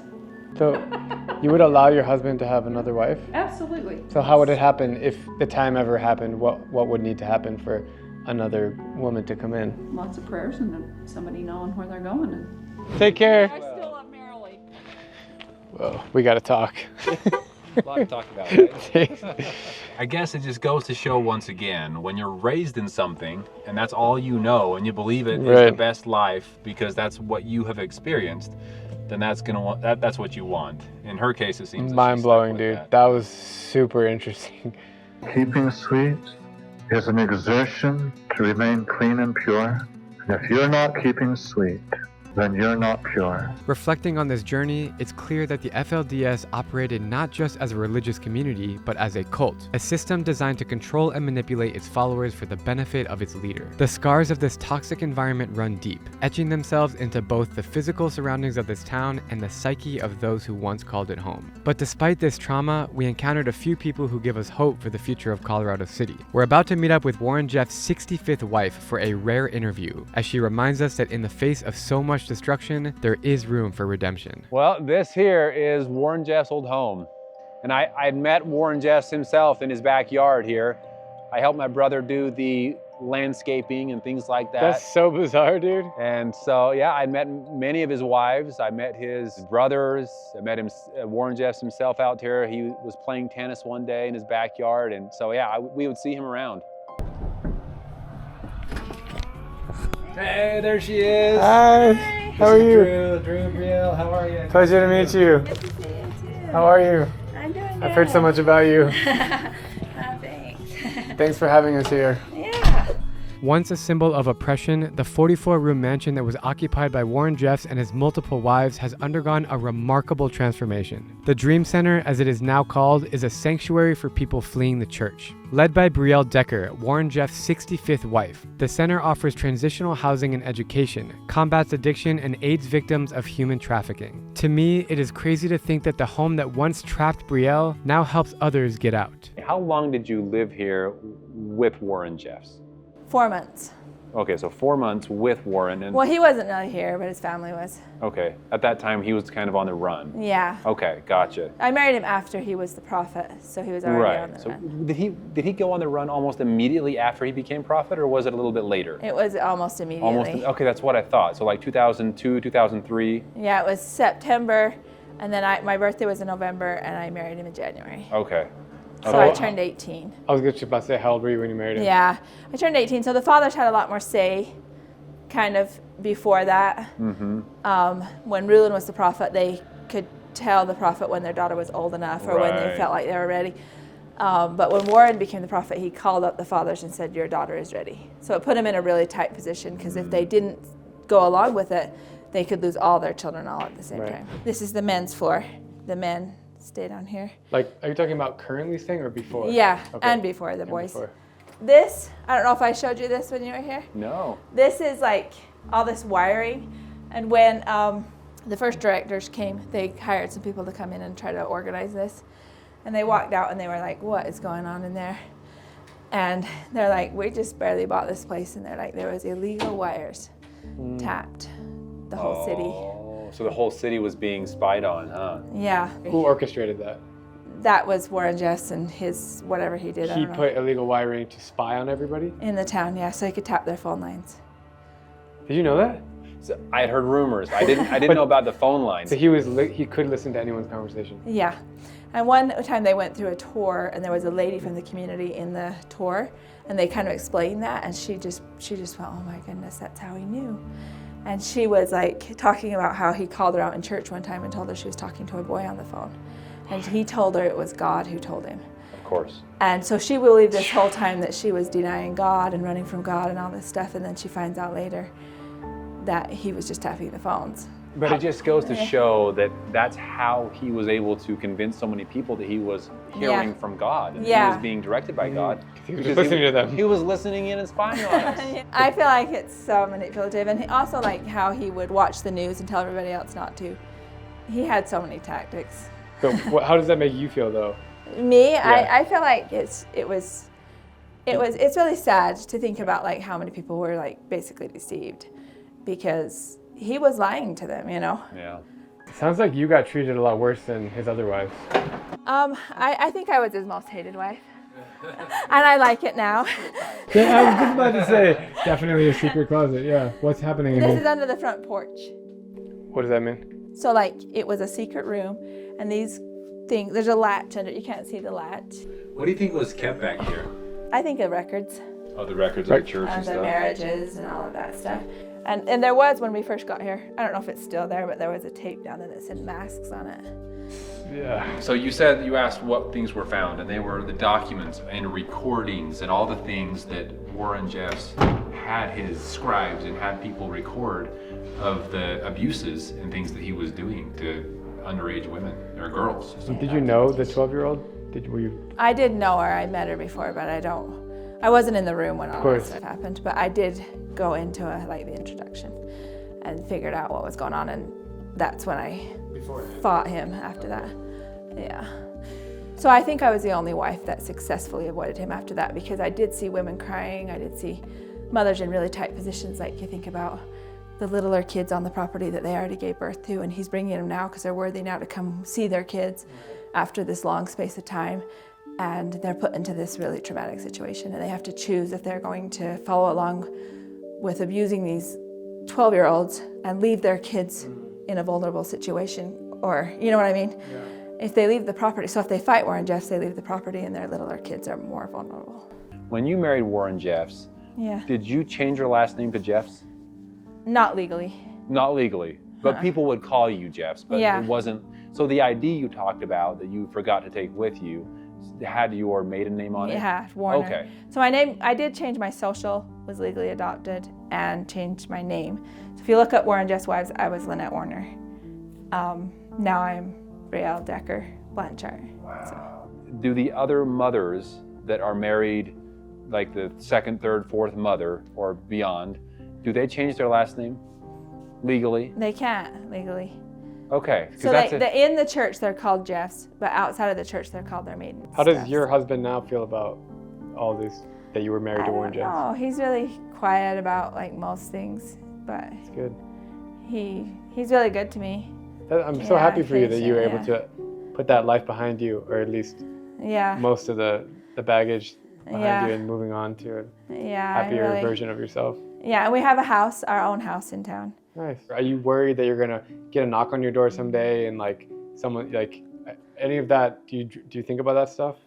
I do. It's impossible not to think about it, I think, but it's not like I live in fear. You know, I just do the best I can, and you know, whatever happens, happens, because there's always going to be angry people. There's always going to be people who don't see it your way. But the fact that you're public and willing to speak about this on camera means that you're putting yourself out there, but they don't consume social media, and they probably won't even see these videos. But the ex-FLDS do. And there are some ex-FLDS who disagree with some of the ideas that I have, which is fine. Right. Yeah. Well, and there's also some active active FLDS people that still follow Warren Jeffs that do scour the internet to look for these people that are talking about I stuff. feel like if you do the best you can, that's all anybody can do. Totally agree. I'm with you there. People ask me that too. Are you afraid for your family and your life? And I say, what's the point in living in fear? Yeah. We're sharing messages that need to be shared. We're trying to help people where we can. And I think you're doing the same, and you've done a great job at it. Thanks, so have you. As I leave Colorado City, the echoes of its past still linger. But this isn't just a story of a cult's downfall. It's an account of a place once dominated by fear and control, now fighting for a future filled with hope. The survivors I met inspire me to keep making videos about marginalized people. The path to healing is long, but it's lit by those who refuse to be silenced. Leaving the FLDS church behind, I'm heading to the desert, where California's outcasts have created a world of their own. America has only one town with no laws. No f***ing camera out of my face, bro! It's in the middle of the California desert, where the temperature is currently 120 degrees. We had 14 people die out here from the extreme heat. I'm about to roll up to Slab City alone to meet the residents, hear their stories, and find out just how lawless it is. I am officially entering Slab City alone. Very odd vibes. All right, so I parked my car and I'm now walking around. First thing I see is T's garden. Doesn't look too much like a garden anymore, but at least she's always in your heart. Like, there's trailer homes everywhere, but I don't know if there's people living in them. I assume that there are, but in this heat, who knows? It is literally 118 degrees outside. I'm dying. The smells in here are quite interesting. It's like a giant junkyard. Everything here is rustic and abandoned. And I mean, this was once a school bus. Now it looks like this. Being here reminds me of the movie Into the Wild, and actually, I read online that it was filmed here. It's my favorite movie in the world. Is there anybody here? All right, we made it to Salvation Mountain. Let's go check it out. Holy it's hot out here, and I mean hot. Like, it feels like a blow dryer is hitting you in the face. It's very lonely and isolating out here. There's no people. This art installation is called Salvation Mountain. It's like the landmark here. It took one guy over 30 years to build this by himself. His name is Leonard Knight. In 1984, his first attempt at the project was destroyed in a rainstorm, but he did not get discouraged. Instead, he saw it as God's way of telling him that he needed to start over. Taking inspiration from the Navajo Indians, and with the help of Builder Bill, who I'm hoping to meet, Leonard spent his entire life spreading the message that God is love. Now, the hill he left behind is a symbol for Slab City, and a legendary example of American folk art. I hear a guitar and I hear some people. Let's go. I'm keeping my camera low so I don't draw more attention than the looks I'm already getting from the locals. They have coffee here? Girl, you're gonna do right. Right here. Hi, how are you? Can I get some coffee, please? Maybe. Thanks. There you go. And there's no sugar, sorry. That's okay. There is creamer on the desk right over there. Appreciate it, thank you. Right, you're welcome. Make myself at home. How many years out here? I think about 7. I lost track though. During the summer, it's only Wednesdays and weekends that she's open. But during season, really? yes, every morning, this is where people start their day. Yeah. So what were you doing 8 years ago? Oh, I had a printing business, but I got my social security approved, so I just threw everything away.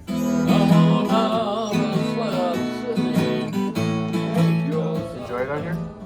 Oh, I love it. Yeah, I like it. It's a great place to retire, if you want to call it retire.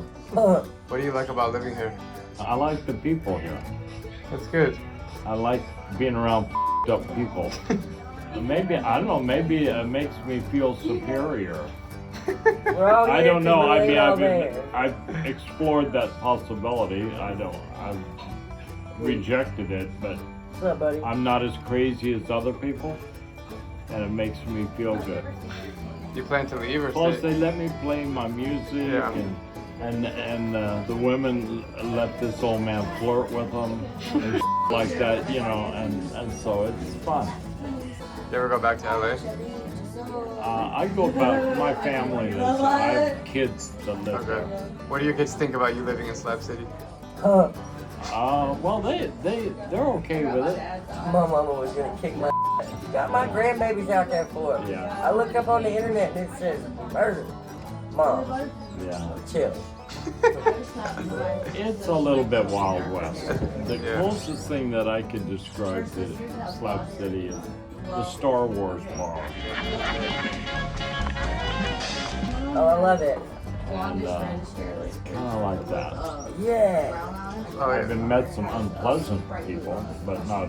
I'm not looking for unpleasant people. Well, everybody eventually takes their turn at being unpleasant. He'll do that to you every once in a while. Yeah, you might be dark, you might be light. You doing what's right now. I've been out here since 08, so 15, 14, 15. I was in high school in 08. Wow. I didn't even know about this place. I was camped. I plotted myself to go to the warmest spot in the continental United States, which is like the Yuma Desert area. Yeah. Around there. So I had it via Route 66 and cruised down, and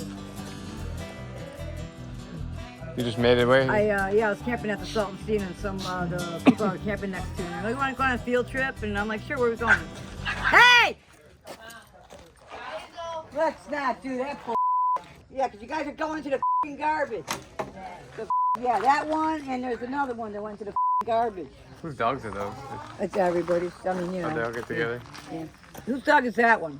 Beryl has to step away to figure out who the owners of the dogs are before they get trash everywhere. Meanwhile, she suggests I eat at the Wrangler, and she'll meet back up later to show me the underbelly of this freaky ghost town.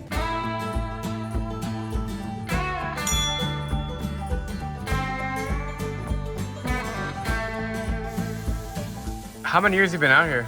I've been out here consistently for 13 years with a back injury and wheelchair bound for 8 years.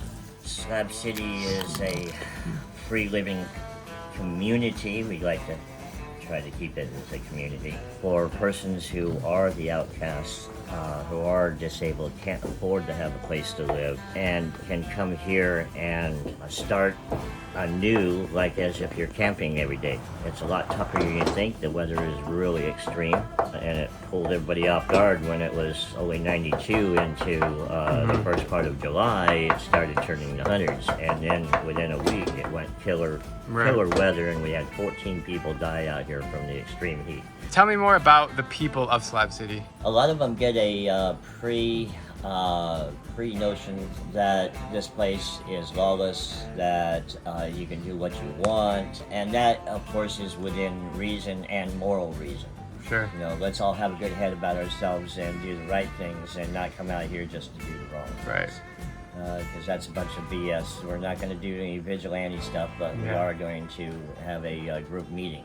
You don't have to be aggressive. Call the cops. Yeah. You know, And how often do the cops? Call the cops. Yeah, everybody says, don't call the cops. Yeah. Once a week, once a day? No, they're out here every day. Every day? Every day the sheriffs are out here cruising And around. when they see people doing meth in front of them, they don't say anything? Oh yeah, if you're lighting up a clear glass pipe type deal, they're gonna definitely stop. Oh, they will. Okay. And detain you and all that. If you don't mind me asking, are there killings? Are there really extreme crimes? And yes, there's some fights and this and that, obviously. As far as killings go, I've heard some rumors. I haven't seen it, so I will leave it at that. It was about 2 years ago, a transgender who was standing up for other transgenders, and apparently it was a three-way love affair going with one girl and two guys that were transgender, and so we're thinking if the one transgender, a black gentleman, that's not necessarily, that's just a suspect. They went looking for him in Oregon because the kid ended up stabbed to death, and they found him floating in the canal. What Ken is telling me is crazy and makes me feel pretty anxious as I head back to pick up Beryl for a tour of Slab City. Is this a Tesla? Yeah. Yeah, someone else just had one. It's my wife's car. Yeah, that guy right there has one. Yeah. Who's that guy? That's Brian. He lives here? No, he's kind of like a snowbird. Snowbird, that means they just come for the winter. Yeah. I heard, yeah, like this summer, people were just dying because the heat and no AC. Well, it's not so much AC, it's Drugs? hydration. Yeah. And some of it was those that fentanyl. Yeah, that came recently, I think. Yeah, that was This is how it goes. Yeah. Oh, that guy has all these dogs? Where? Right here. Oh yeah, Woody. What? Yeah, no, so he's been a problem because he doesn't know how to take care of his dogs. Are these locals? I don't know. Well, if you don't know them, they're probably not locals. Right there. A lot of people are just interested in Slab City because it's a place unlike anywhere else in the world, really. You Yeah. know, so there's a lot of attraction to it. Yeah, social media is killing us because you know you got all the people that there's no laws out, we can do whatever we want. And, you know, it's just like no, don't. So this is East Jesus, this area. It's really cool. Yeah, Charlie Russo started it. He when he passed, he had his mom involved, and they put it into a foundation, and that's how it runs. They got a board of directors and everything. So his wishes are, you know, kept alive. And his dream is kept alive. All different used materials to make really cool things. Oh yeah. Like a really beautiful junkyard. We're the epitome of repurposing out here in Slab City.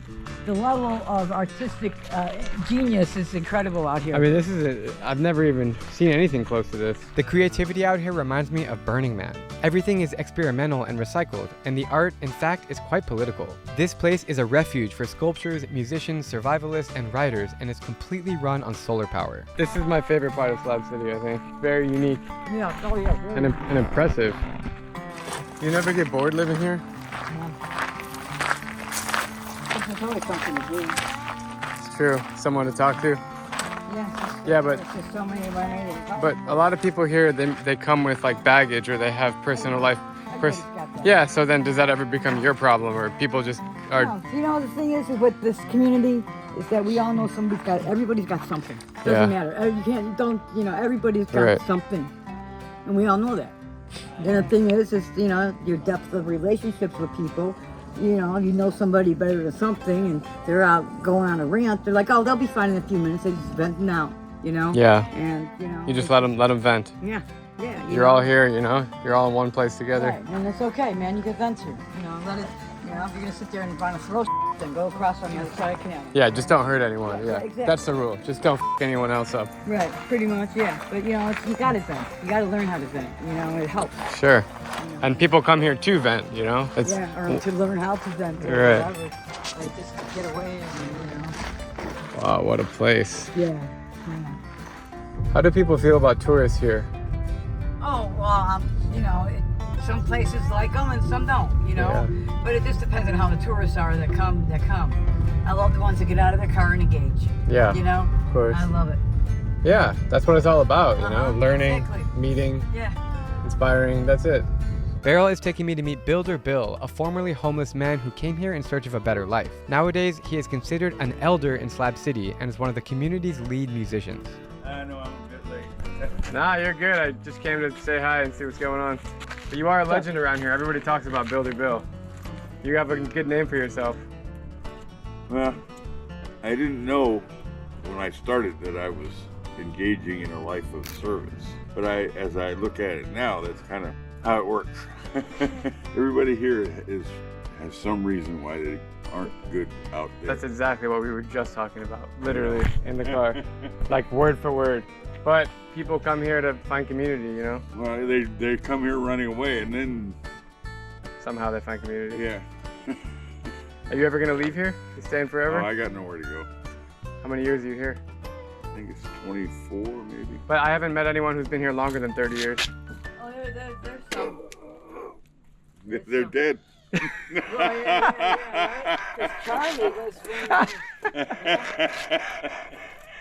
The freedom to disappear is something we all take for granted. Only in the desert allows people to remove themselves from society, to never be found again. Research shows that most residents collect unemployment or disability benefits. There is no running water and drug addiction runs wild. But it's the heat that makes this place truly unlivable. How you doing? Do you need any water?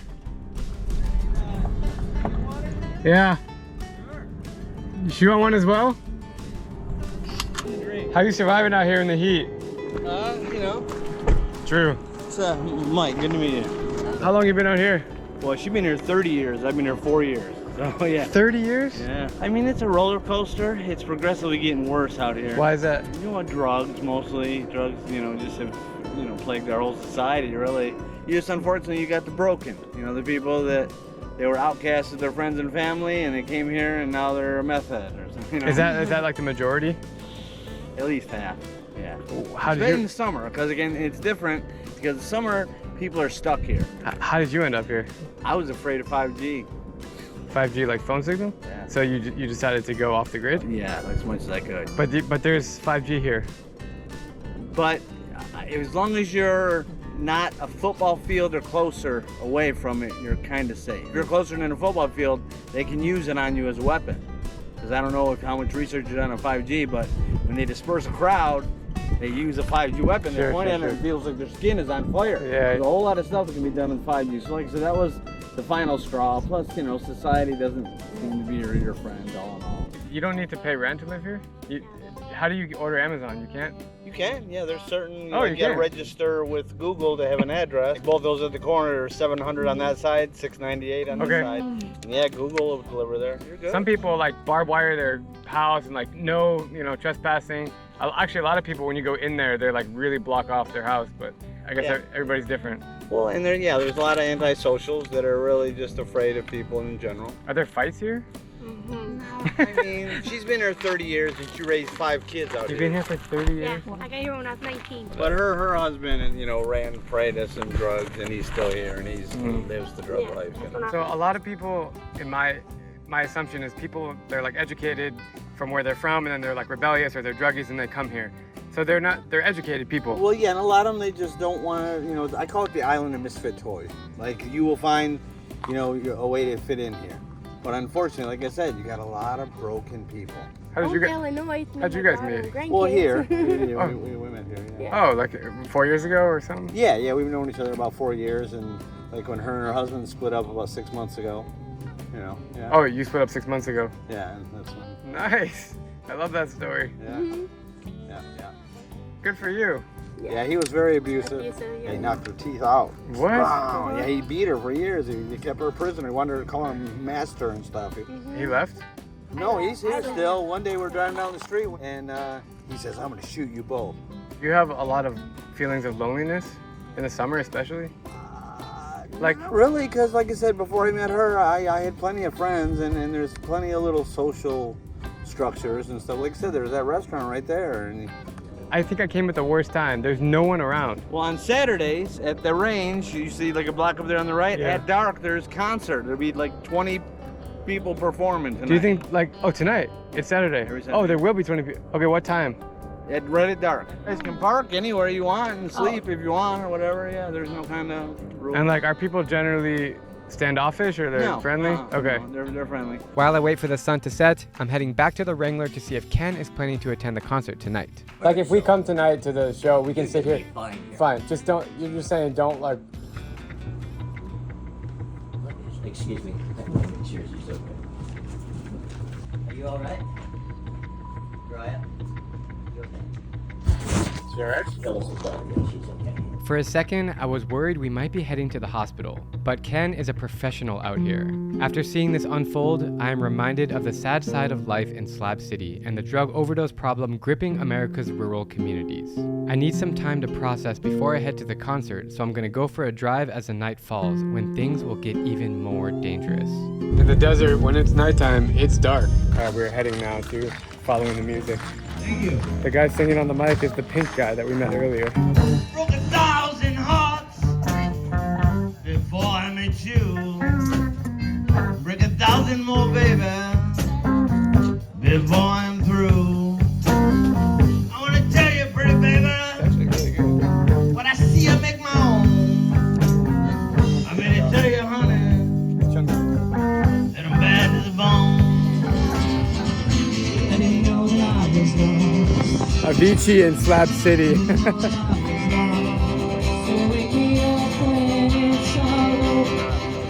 Right on. We gotta mix it up a little. Yeah. Yeah, Really good, man. I don't know if it sounds weird, but it's almost like we're all kind of making love. We're kind of making a baby together. And we gave it, look at our baby. And the theme song is our baby. You know.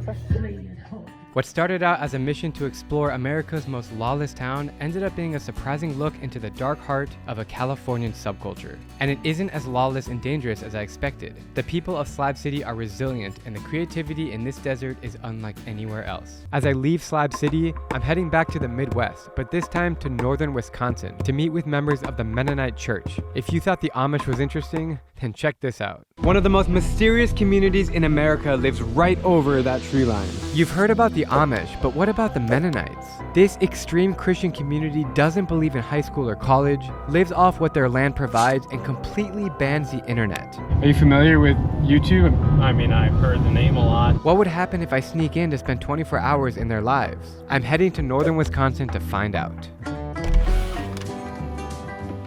Very nice to meet you. Marcus Martin's my name. I'm worshiper. The Mennonites take church very seriously, and if you're wondering why those dudes just kissed, it's because of their strict interpretation of the Bible. Take this line from Thessalonians, "Greet all with a holy kiss." I shake a few hands and everyone is wondering, what am I doing here? Outsiders never come, but the minister invites me to join Sunday Mass and hear their choirs sing.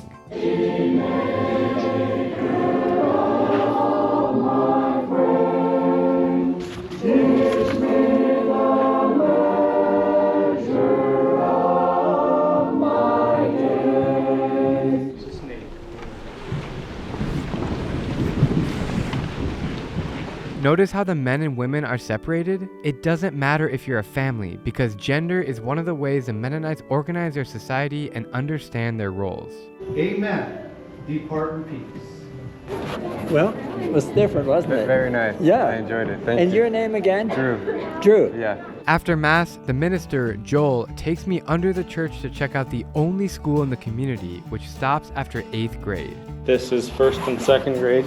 We don't generally do college and that type of thing. A lot of downsides to college, and if you're interested in serving the Lord and living out the Bible. I'm inside the 1st grade classroom here in the school.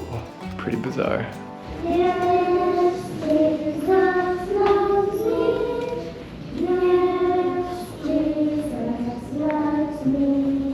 The Mennonites trace their roots to Europe during the Protestant Reformation, a revolt against Catholicism. They're inspired by this guy, Menno Simons, a Catholic priest who was excommunicated by the church. But he disagreed with other Protestant reformers about the Bible and infant baptism, promoting adult baptism instead. Facing persecution for their beliefs, the Mennonites moved to the US and elsewhere, where they formed tight-knit communities. We've just been mingling with the people here, and one of the families invited us into their house for lunch.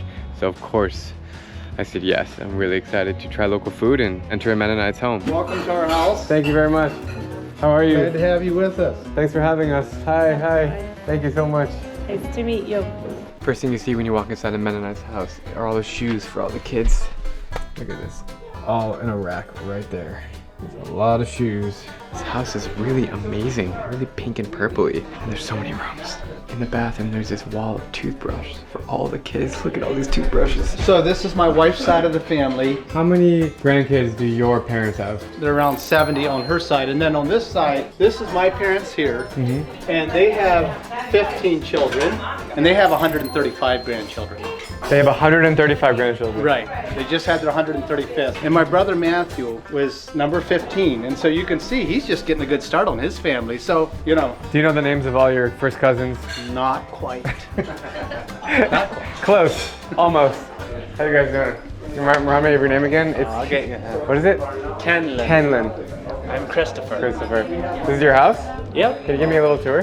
Sure. That's my oldest brother's, Christopher and Carlos's room. And then this is Joseph and I's room. Nice. How many people are sleeping in this house, including your family and the company? 13. Well, right now it'd be 16. Yeah, and I think the most we've ever had in one night is what, 40? Oh, wow. I think was the most. Yeah, and so we just kind of stacked them in. Open the jar of pickles. Oh, whoa. What is in here? That's my wife's canning shelves. Like, so she cans a lot, and then freezes, and so. Wow. So she sells them, or No, it's just for our family. Wow, that's a lot of. Yeah, just a lot of work. Yeah, well, this is we're coming into winter, so she's put up a supply for a whole year. All right, give me the tour up here. So this is my dad and mom's bedroom. Nice. So that's where they sleep, and then there's a master bathroom right there. Nice and pink. That's right. It's my oldest two sisters. This is their room. Nice. My younger sisters. Youngest 4 sisters sleep in here. So how many siblings do you have? 10. What are their names? Go. Youngest to oldest. Kimberly, Adela, Liliana, Filene, Janelle, Jaleesa, Joseph, me, Christopher, Jacinda, Carlos. All right.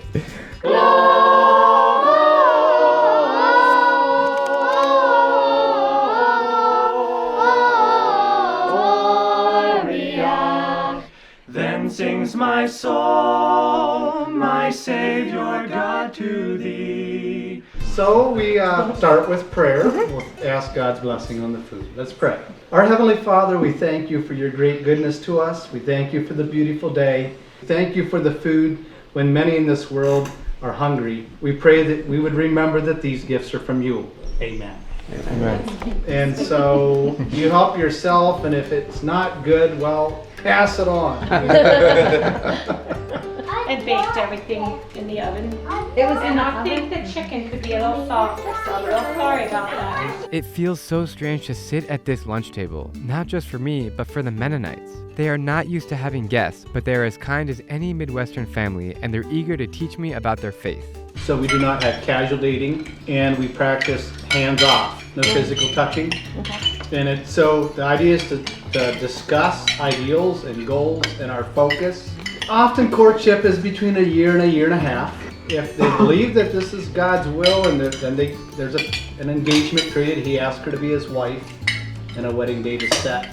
And then marriage is permanent. Marriage is one man, one woman for life, unless there's a death of a spouse. So we teach that the Christian life is a battle.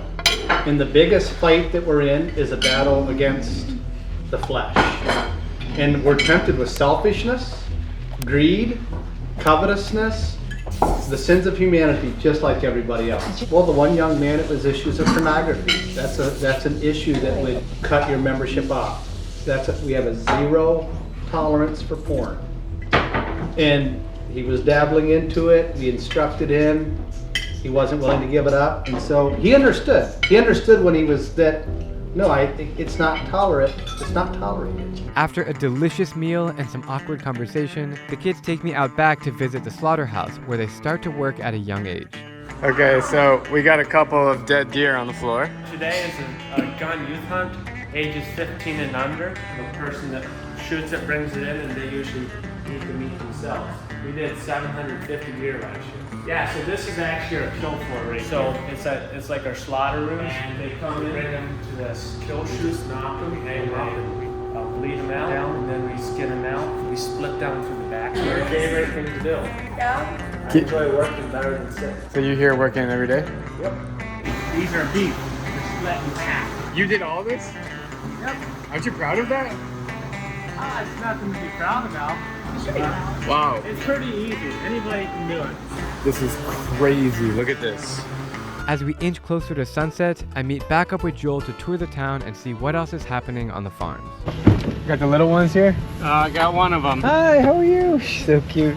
All right, so we're gonna take a little tour? Yeah, we'll drive around and look at a couple of local small businesses. Are you familiar with YouTube? I mean, you know what it is. I mean, I've heard the name a lot, and I know somewhat what it is, yeah. What do you think YouTube is? Well, there's a lot of content on there, a lot of videos, anything from how-to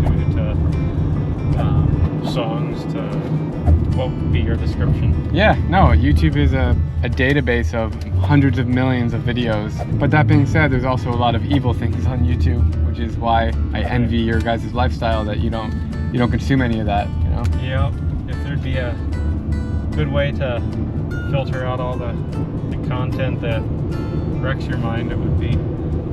So if you walk into a restaurant and there's a TV on, would you watch it?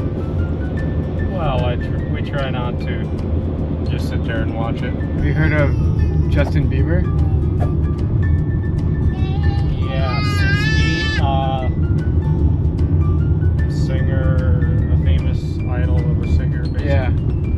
up Taylor Swift? Yes, I mean, I recognize the names. I wouldn't be able to say exactly what genre they are promoting. Or those are like two of the biggest, probably, American singers, pop singers. But yeah, I mean, a lot of it's just a waste of time. As I said earlier, I really envy and respect the way you guys live. Just, you remove all that stuff from your life, you know? You seem to be self-sufficient. Like, if you need a mechanic, you have a mechanic. If you need a butcher, you have a butcher. Because you guys are all kind of together. Without the internet, life can get pretty boring. But the Mennonites have huge families to keep each other company and a lot of animals to look after. For instance, chickens. Whoa. If you ever wonder what a chicken house looks like, it looks like this. This simple lifestyle, intertwined with the beautiful landscape, is something the Mennonites do not take for granted. It's starting to make sense why they choose to live in isolation and why they never feel tempted to leave. As I walk around the green field with colorful trees, the fresh air feels as good as ever. The kids are in the trees picking apples, fresh apples. So good. Be careful out there.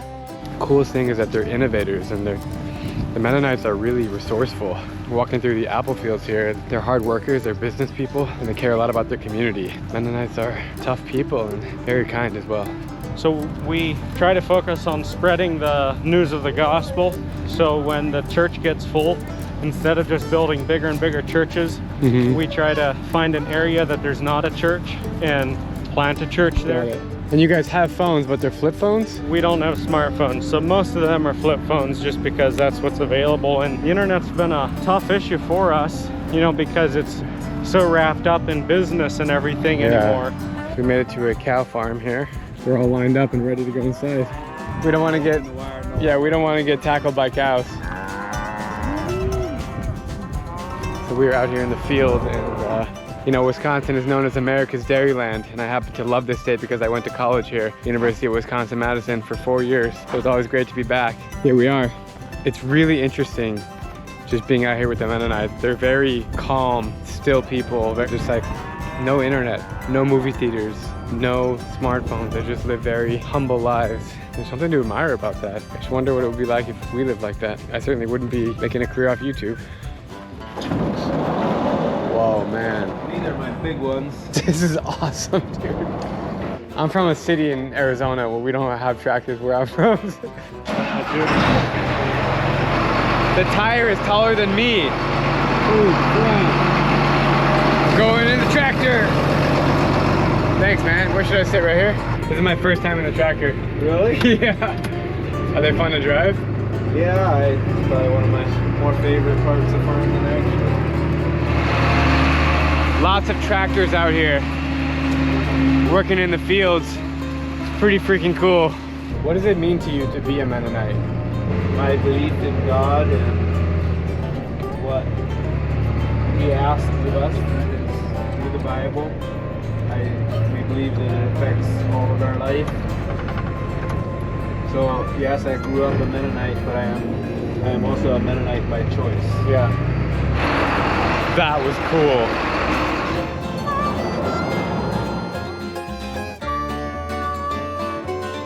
People will talk about the quaint lifestyle or the peaceful and all of that, and that's a lot of truth to that.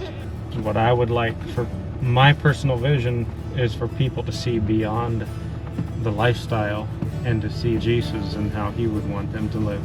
You know, what's taught in the Bible, live out those doctrines is a goal we have. Right. So do Mennonites believe in anything different than the Bible, or strictly Bible teachings? Well, we try to base our life off of the Bible and God's will for us. You know, the Bible doesn't obviously tell us exactly how to look at present day things like internet, for instance. That's a good point. But it does give us principles, like there's a verse that says evil communications corrupt good manners, for instance. Talking about keeping bad influences out of our lives as much as possible. Yeah. In my family, it's a big deal to go to university. Sure. But here it's opposite. So what do people think about university? What is the purpose of university in your family? To learn, to get a higher education and specialize in your skill. It's also a time where you make new friends, learn how to live independently as an adult. So universities, a lot of people will I don't know what percentage it is. A lot of people will go through multiple years of university and rack up a sizable debt and then go do something entirely different sometimes. But even if they do, sometimes, yes, I believe that it'll help you gain a higher income at times. But I guess the family model is one that we appreciate, where dads and moms help their children to grow up, and then at some point obviously we go off on our own, and I suppose a lot of hands-on learning. Is there a choice if the kid wants to do something else? What if they want to become a doctor, or that's just not even a thought to them? A doctor would be a fine profession to have to be in. Yeah. Healing, helping people, that's great. But to go through 4 years or 6 years of college away from home and away from your religious support group, it's not worth it. It tends to be a pretty big risk to their spiritual life. And how often do you pray? Like, is it throughout the day? So there's a verse that says pray without ceasing, which means in an attitude of prayer. We would feel that it's important to pray daily. It's not this thing where you got to go to a certain place and get in a certain position and do all this. We can be driving and pray to God, or we can be working in the shop or whatever, you know, in an attitude of worship and prayer to God. And so it's a constant thing of trying to keep the dirt out and keep filling our minds with good things. We all know that we want to do things that we shouldn't. We realize we sinned. We go to Jesus, repent of our sins, go to him and try to live our lives for him, and at the end of life, whether it be when we die and go to be with him, or whether he returns for us, we could be with him in heaven, you know, the eternal reward. Sure. Do people believe that he will return in your lifetime? I don't know. Well, there you have it, the strangest communities in America. Thank you so much for watching, and I'll see you guys in the next video.